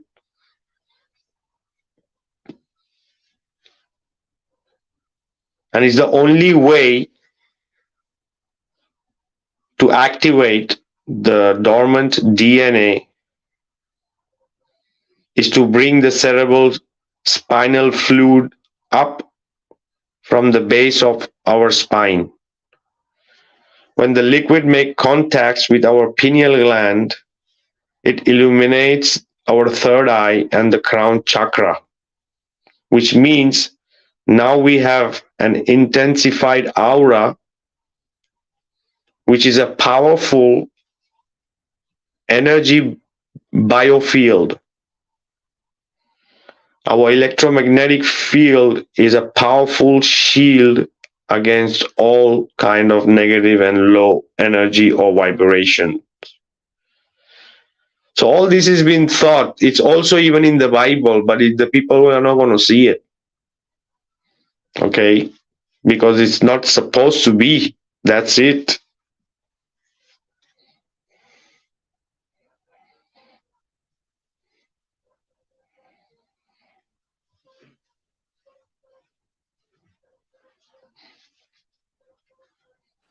It's crazy. Vikka, I like to throw a quick story in about vibration and thought. And as some of you guys, some of you might be able to relate to this. And if you guys know me out there, you might know this. But picture this, right? When my son was playing sports, let's say, there'd be a bunch of people standing in against the fence, let's say 50 people. And at a certain time of the year, a lot of the bugs come out. In early spring, we get these flies that kind of cluster around, and they find you, and they find me. So out of all those 50 people, I'd be one of the only ones getting bothered by these things, and they really bother me. You know, I'm allergic to the bite. It lasts a long time. So a couple of years ago, I decided to try over the winter to try to vibrate different, so these things will leave me alone, so I get some work done outside in the yard while spring was here, because they chased me right out of the yard within like a couple of minutes. I'm telling you, they're really aggressive, and they're not a lot of fun. They attack you, these tiny little flies. And so I tried it, and it seemed to work, because I didn't get many bites the next year or the year after. So I don't know, I just figured I'd throw that story in there, because it really happened. So I don't know if it really worked, but the timing was pretty cool, because they find me. They'll find me out of in a crowd. I don't know what that is, but so I tried to ward them off, and I thought I found some success, because I do believe in that. So I figured, if I didn't want to use a spray, so I tried to just vibrate in a way that they didn't want to come around me. And I'm Oh definitely yeah, oh yeah. There are people who work with the bees, the beekeepers. There are some who don't wear any protection. right. That's right. And you see how the hell it's possible. I don't know, but maybe it's He's something like that, vibrating with the bees. right? Something. I mean, nature's funny. It's just so, and we're nature, so I just try stuff and things like that. I'm gonna try it this year. I'll get back to you. Um, I don't know if I'll get 0 bites, but I find 4-leaf clovers in the same kind of way. It's just I thought about clovers over winter once, and I found so many that summer, like 6 or 8, just in one summer. Like, Yeah, it's manifesting. Once you I, open it up, I think so. I don't like to claim that, but it's just all the timing of these things is very strange. So, well, you don't have to use that word. yeah, I like it. I just sometimes I don't really know what to make of it, but yeah, no, I do. I feel like it's a communication with me and the intangible. How would clovers that aren't even here yet know to be in my yard, or this kind of thing, or whatever, right? There's a lot more to this world, though, guys, and Yeah, right. You just give it a chance, right, Stephanie? Yeah. Oh yeah. Exactly. And the bees. Speaking about the bees, we know that the honey is one of the food that never gets spoiled. The reason they say is because they are made on that frequency that it doesn't get spoiled. And they say it's really good to be, no bee around a beehive, but those sounds that the bee makes is really good for us. That frequency, that buzzing sound, right? And we also spoke about how they are using this frequency and sound to levitate and create that shield. The same thing we are speaking about in reality, protection, right? See, so it did. It did. It worked then. That's fun because that stuff like that just comes to me, and I'm like, all right, I'll try it. Sounds natural, and I wonder what they do to the frequency in the thin air we're looking right through right now, all of us, to distort our reality and the possibility of the greatness in it, of what they might, what they call magic or voodoo or whatever. Nah, man, this place is absolute magic. Exactly. And the other thing I wanted to mention, Gene, is also these chakras or energy points. If you see in the Vedic tradition, they are represented as flower with different number of petals. Sacred geometry right there. Wow. Yeah, I wanted to also mention before when you were talking about the video games or all these shapes, and some of the dice games take the shape of the icosahedron and the regular, the cube. What is that? Exactly. Right. How is that game these kids play? Dungeons and Dragons is one of them. The ones of blocks and buildings, right? How is that? Oh yeah, Minecraft. Yes. Minecraft, yeah. Yeah. My kids are playing that right now while we're on this call. Funny. Yep, mine too.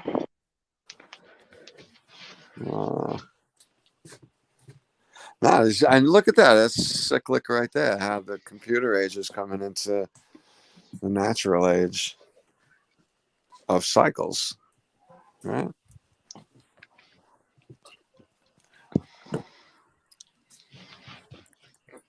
Oh yeah, and even the digital, right? It's the windows and it's all squares, right? And so windows inside windows inside windows, right? Right, exactly. And the ones and zeros, everybody knows. Oh yeah, and they could even make patterns out of the text. Right.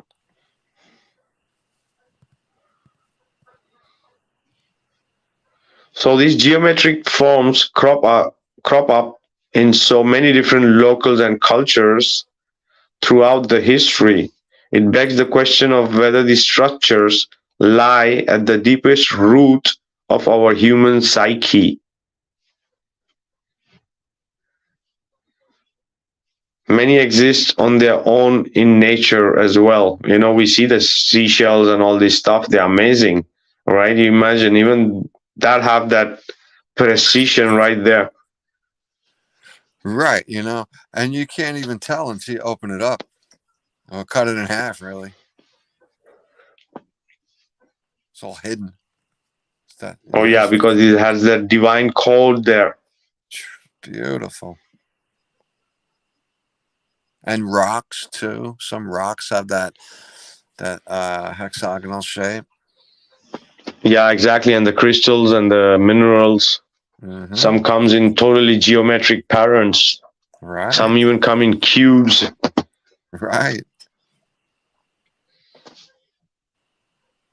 And that goes back to the platonic solids in nature all over the place.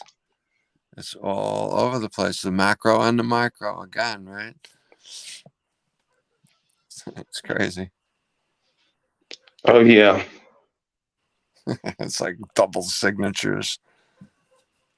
So yeah, to think that's coming out of randomness, I don't understand that anymore. Never made sense. But I always thought God created the universe as the scientists explained it anyway. But I didn't realize how wrong that was, right? So, but I always thought there was a creator behind it, not just gravity. Oh yeah. No, but it's definitely nice to get the story straight now. So also consider the fact that both the Mayans of the Mayas of the Mesoamerica and the ancient Egyptians of the North Africa built pyramids to honor their deads and perform religious rituals despite remaining unaware of one another's existence. But they're sharing that same knowledge, shapes and forms, right? Right, thousands of miles before communication was available, allegedly. That's a great one. Also, the building of worships like certain churches, mosques, and synagogues rely on the forms of sacred geometry for their basic architectural blueprint. Right, yeah, the In footprint of the buildings is in certain shapes. That's right. and even the cities, how they are formed and how they have those pentagons and many different streets that, if you look from above, looks like. Yeah, well, Washington D.C. has got the. It's almost a full pentagram, and I think they said they left one street out to let the hell out of it. You know, so yeah, I remember reading that somewhere. But yeah, you know what? And in the 1700s, how do you accidentally lay out a perfect pentagram? Was it on purpose? I'm not really sure, but whether it was on purpose or by accident, how would they have laid that out back then? Not sure. You know, like we were saying before, the blueprints would take 20 years for things like that. So Exactly. In medieval Europe, the builders constructed cathedrals using a cross as a template.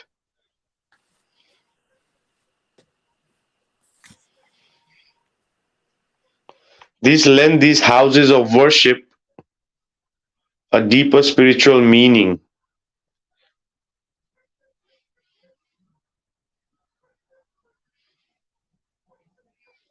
And imagine, consider the similarities between the two of the most impressive religious monuments in the history. The Pyramid of the Sun in Mexico and the Great Pyramid of Giza in Egypt.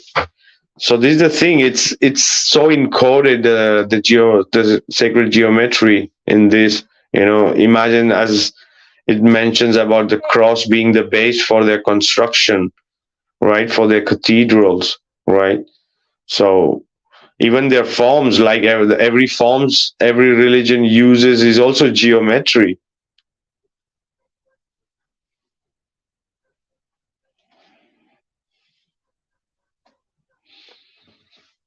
So classical art, painters, sculptors, and sketch artists have represented sacred geometry in their subject matter, like Leonardo da Vinci, Vitruvian Man, it's called the painting.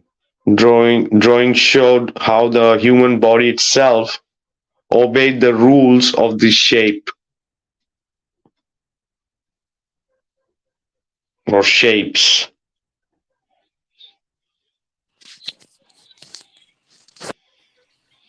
The golden ratio, also known as the golden mean or pi, is another sacred pattern artists have relied on to give their work a greater sense of symmetry and beauty, same as the creation itself, right? What hell are you going to really create? You just are repeating what you see, right? That's absolutely true, bro. It's maybe a little different, but it's still copies. That's all we could do is really copy things, but try to be creative with it. A little different, but it's always, you can't really create anything now, in a sense, also. Not in this world. Not with the creations going on in this place. And then to think about the snowflakes again, and if you put that to like life and how many different life forms that could be.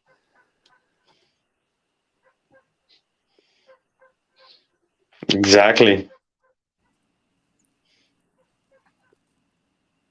The natural patterns, right? The sacred geometry forms present themselves like throughout the natural world as well. We already spoke about some, but also the sunflower looks like a flower of life symbol in 3 dimension. Exactly, because if you see those seeds of sunflower till the middle, it's freaking amazing. Oh, sunflowers are so beautiful. I have a hard time, man. The deer get my sunflowers all the time. I'm just feeding them at a certain point. Oh yeah, I have all sunflower around because also every a couple of years they plant a lot, so it's like full fields of sunflower around some years. So pretty. I like all flowers. I really do. Carnations Yeah, are cool. They last a long time. They last into almost November. They're fun. I like to make teas infusion with flowers. Ah. Yeah, we got to talk, bro. You got to give me some good ones. Oh yeah.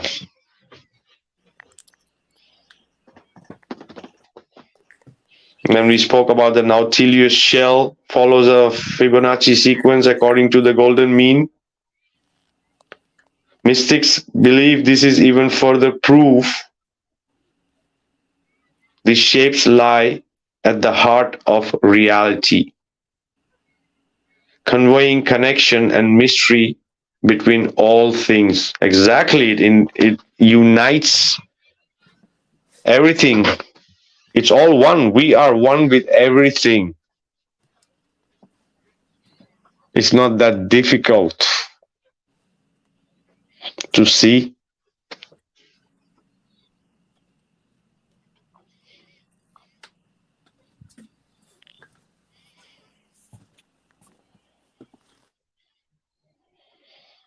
We also spoke about the religious symbol, the iconography of the different traditions, shared sacred geometry patterns. For example, when you break down the Vesica Pisces, a set of overlapping circles, into smaller parts, it starts to resemble like a fish symbol. Early Christians used this to identify themselves. Oh yeah, really? Really? A demonic symbols used by Christians to identify themselves? Really? Where was this hidden? And the original. Vesica Pisces. The two circles together. Interesting, isn't it?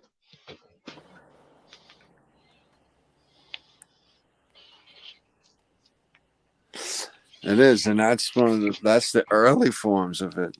That's the second stage. When you split the circle in half with the second circle.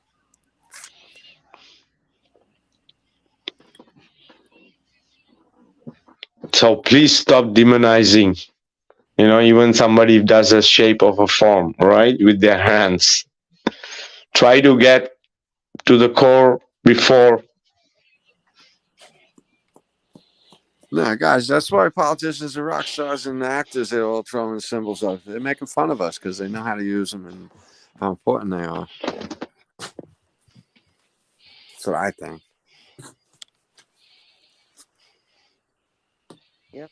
Exactly. right? They're mocking us and making fun of us every way they can. And something as simple as throwing those horns up in the air. Think of how important that can be. And the shape, I never noticed the shapes of some of the mudras, Vika. That's cool. Of being the icosahedron or the cube and the shapes and the points that they come to. It's like, wow, because the points are where it touches the sphere. That's important because these shapes will all fit inside a sphere perfectly. So all the points will just touch the inside of a sphere at the exact same time. So that could be the vortex of the of where that we're in of ourselves, right? You create those shapes inside your own Like the energy Epcot field. Center. I'm sorry. Huh? The Epcot Center. It's Oh like a right, yeah. Well, oh man, how many sides does that huge. thing have? Yeah. How many angles and facets and sides and like a lot to it, and then you add up all the angles together, and that has meaning too. Like fire, all the angles of fire come out to like 720, and then air is 1440. So there's significance to all of these numbers and angles and what they're being used for. It's fun.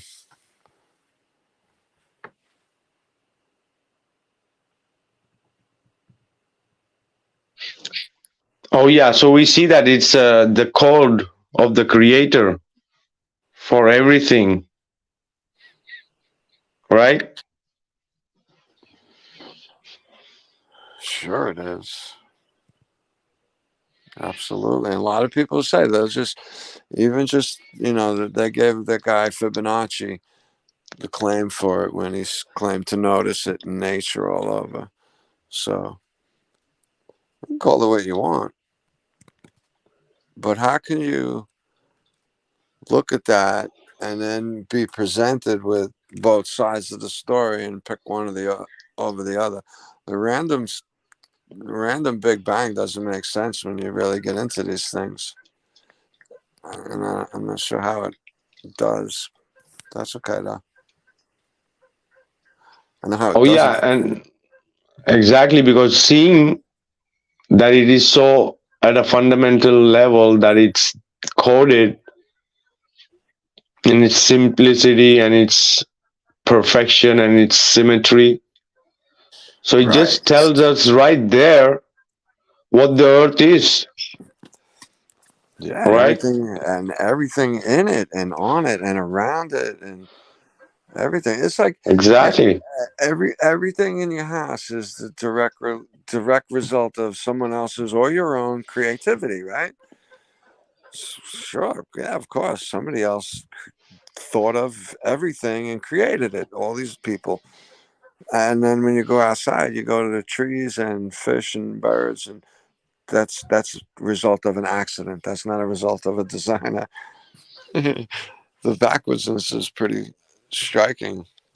And it's ironic that we're willing to give all the creativity because there's no way around it. You got to ship to your house. You went out and bought it. You created it yourself, whatever it is.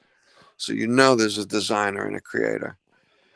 But something like the sequence and the patterns and the repeated, how do you say that word? It's repeated constantly. There's so many different cycles and so many different aspects. Animals, moon, you know, the sky, all of it is so many cycles and patterns. It has to be a creator just because, that's how they're saying hello too. It's not like they're not showing their face. I think that is showing face, sort of giving identity to something that created this place. Exactly. We relate subconsciously, we relate and we get so calm with that mandalas and that geometric pattern because that's what it is. That's what we see above us, right? That's what we see around us, right? That's why. Yeah, and we're really kind of submerged in it now. You think about it. If it's going on above us, inside of us, outside of us, what else is left?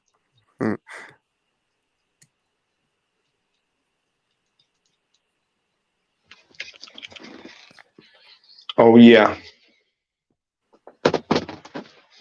And I love all this talk about water, guys. Yeah, it's really fantastic. We are the Earth and humans, right? And 70% water, roughly. That's amazing. What about animals? I gotta look into that a little more. I wonder what percentage animals are. Maybe that differs in plants as well. I never thought about that, but get back to you. Oh yeah, and our eyes. You see the geometry there, right? Bro, the eyeball is so complex. The human eye is so complex. It's astounding. The nerve endings, all of it. It's hard to even get into it. Looks like the creation pattern, the eye. Look like our realm, no? Yeah. It Yeah, can. so it's a nature way of showing us what it is, right? It's right there if you want to see it. No, I like the similarities.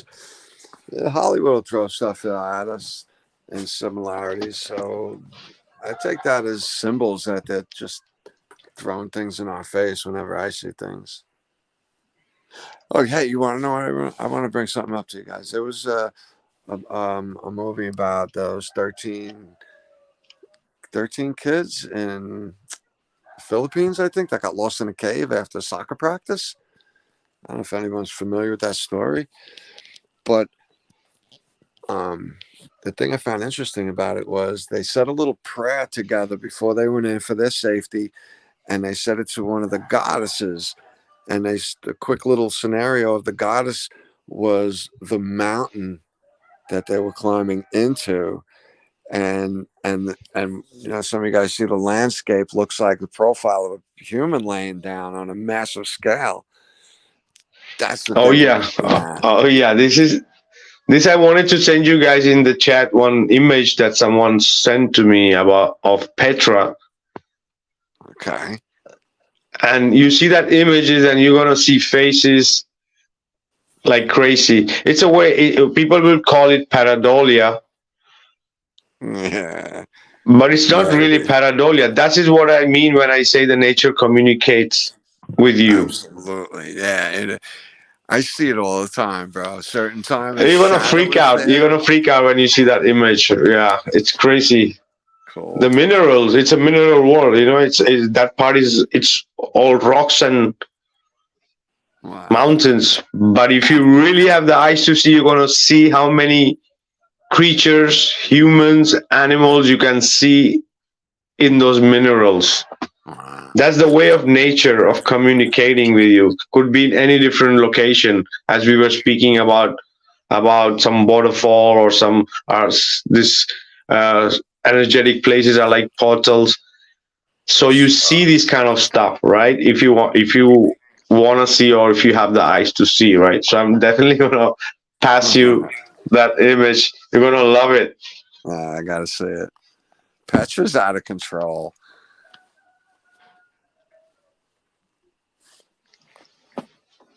Oh yeah. Miles and miles away from anything.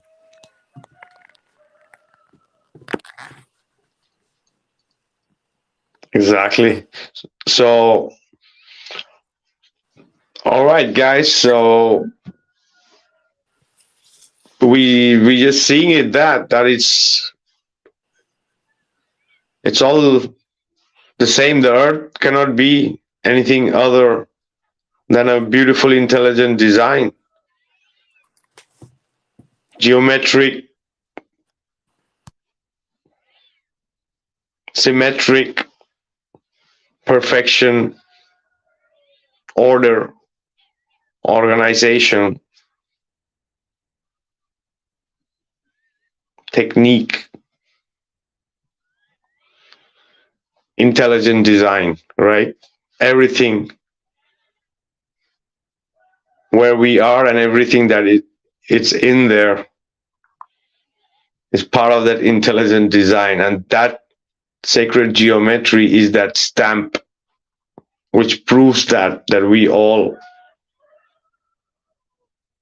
have that same code.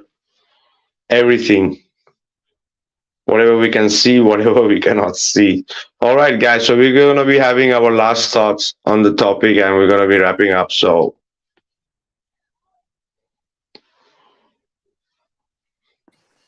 Yeah, I'll say goodnight to everybody. Vika, I had a great time, bro. Thanks for throwing the show again. This is super interesting.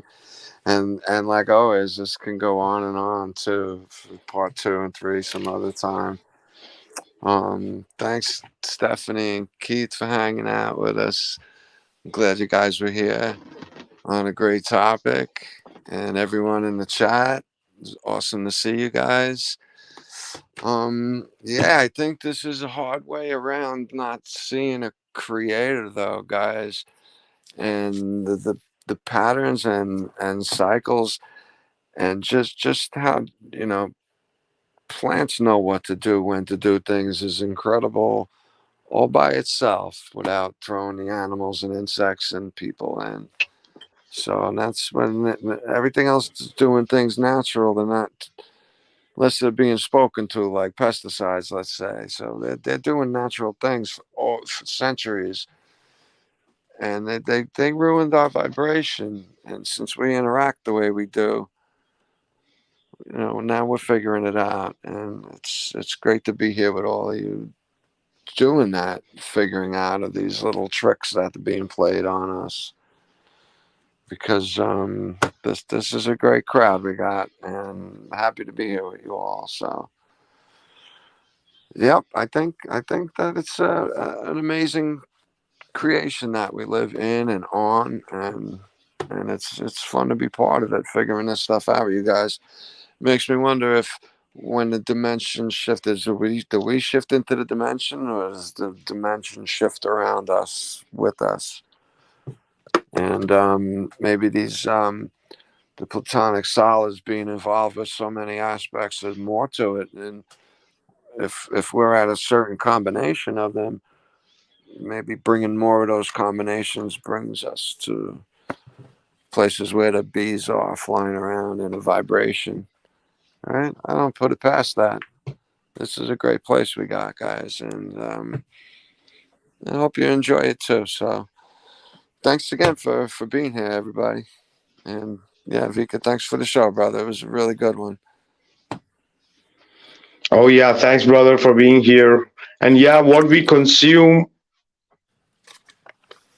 that affects our vibrations, right? We know how much everything is processed right now, everything around, and every type of contamination we could imagine, right, in every way, as you also spoke about those frequency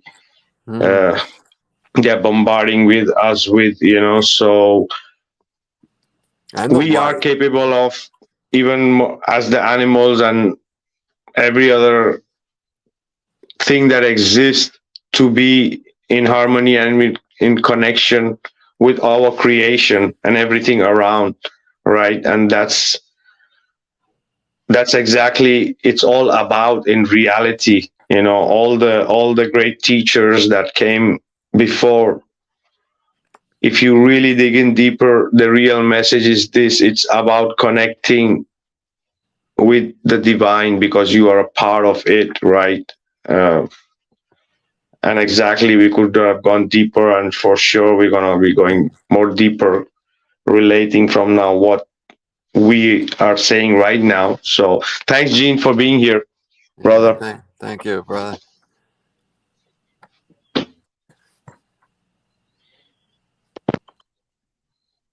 Well, thank you very much for having me on this one. This was a great topic.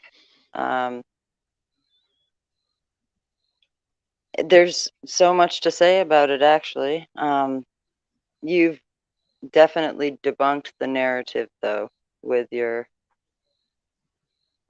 whole,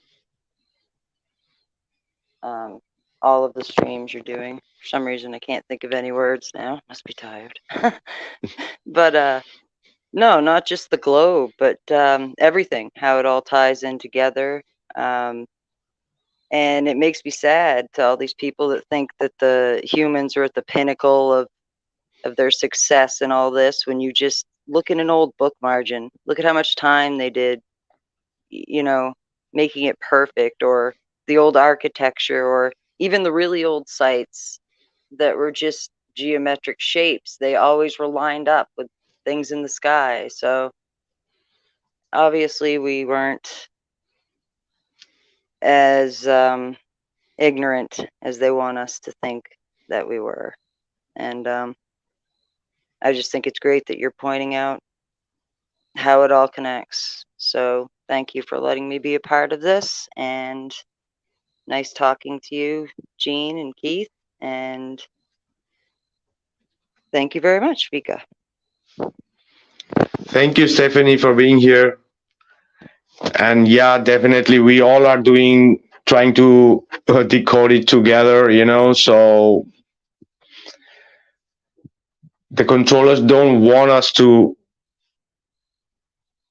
be in those ways, because it's very easy to confuse with the wrong information and create more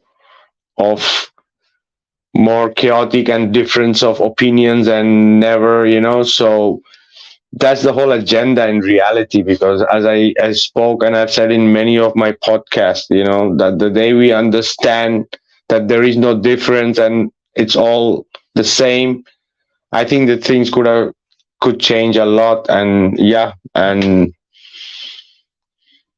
it's important that we take these sacred patterns around us and be in harmonic with that, because that's how we resonate, and that's what we receive, right? So how beautiful it is, how beautiful it's gonna be, right? So we all needs to get everyone aligned in a way, around us, and spread that. So thanks for being here, Stephanie.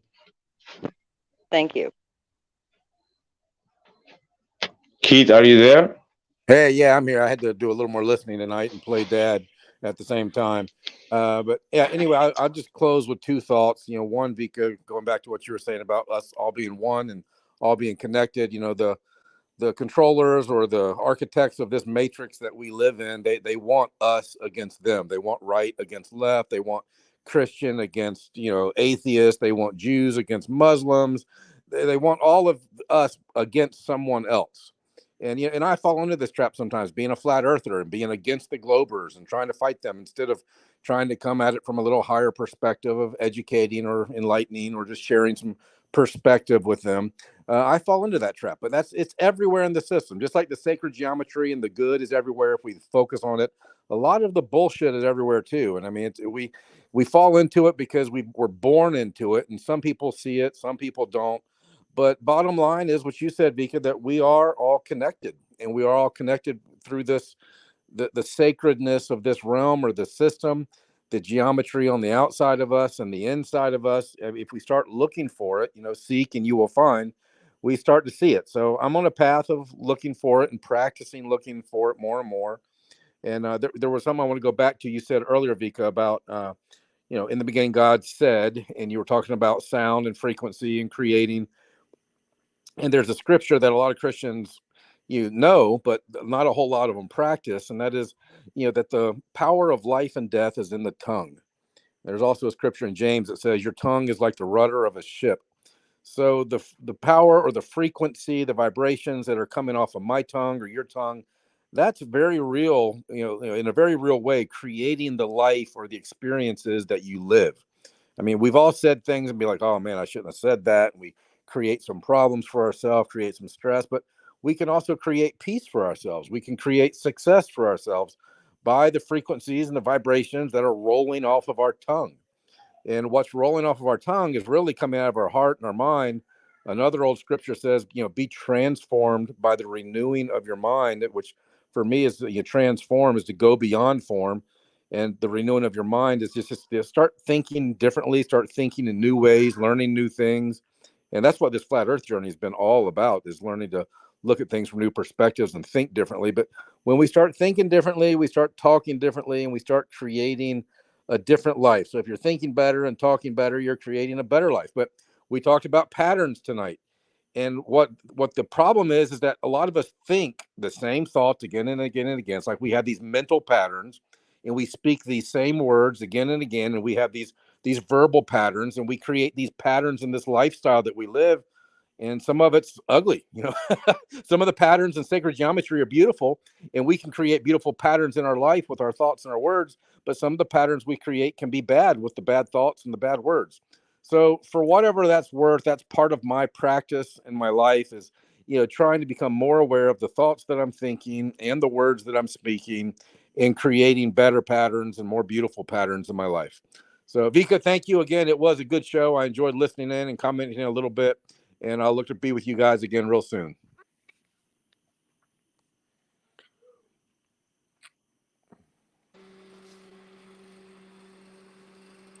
Y'all still there? That was great, Keith. Oh yeah, definitely, Keith. Thanks for being here, brother. Yeah, And well said. always. And this is the thing. These people have replaced the beautiful sacred geometry with their fake maths, right, and formulas. That's the battle in reality, right? And it's up to people to wake up. We can connect the dots, and we can show the way, but it's for the people to take the way, because in the end, it's all related, it's all connected, and the cause and the quest is not only for flat earth, it's everything related to flat earth. And this is also a part of it, which helps us to understand our position and our true meaning of being here right now, here, right? So thank you everybody for being here, and thank you, Keith, Jean, Stephanie, and thank you everybody in the chat. Make sure you guys check us out on the next week of Heliopsychosis podcast. This is your host, Vikka Draziv, signing out, guys. See you soon. Bye, everyone. Bye. Good night, guys. Good night, everybody. Good night.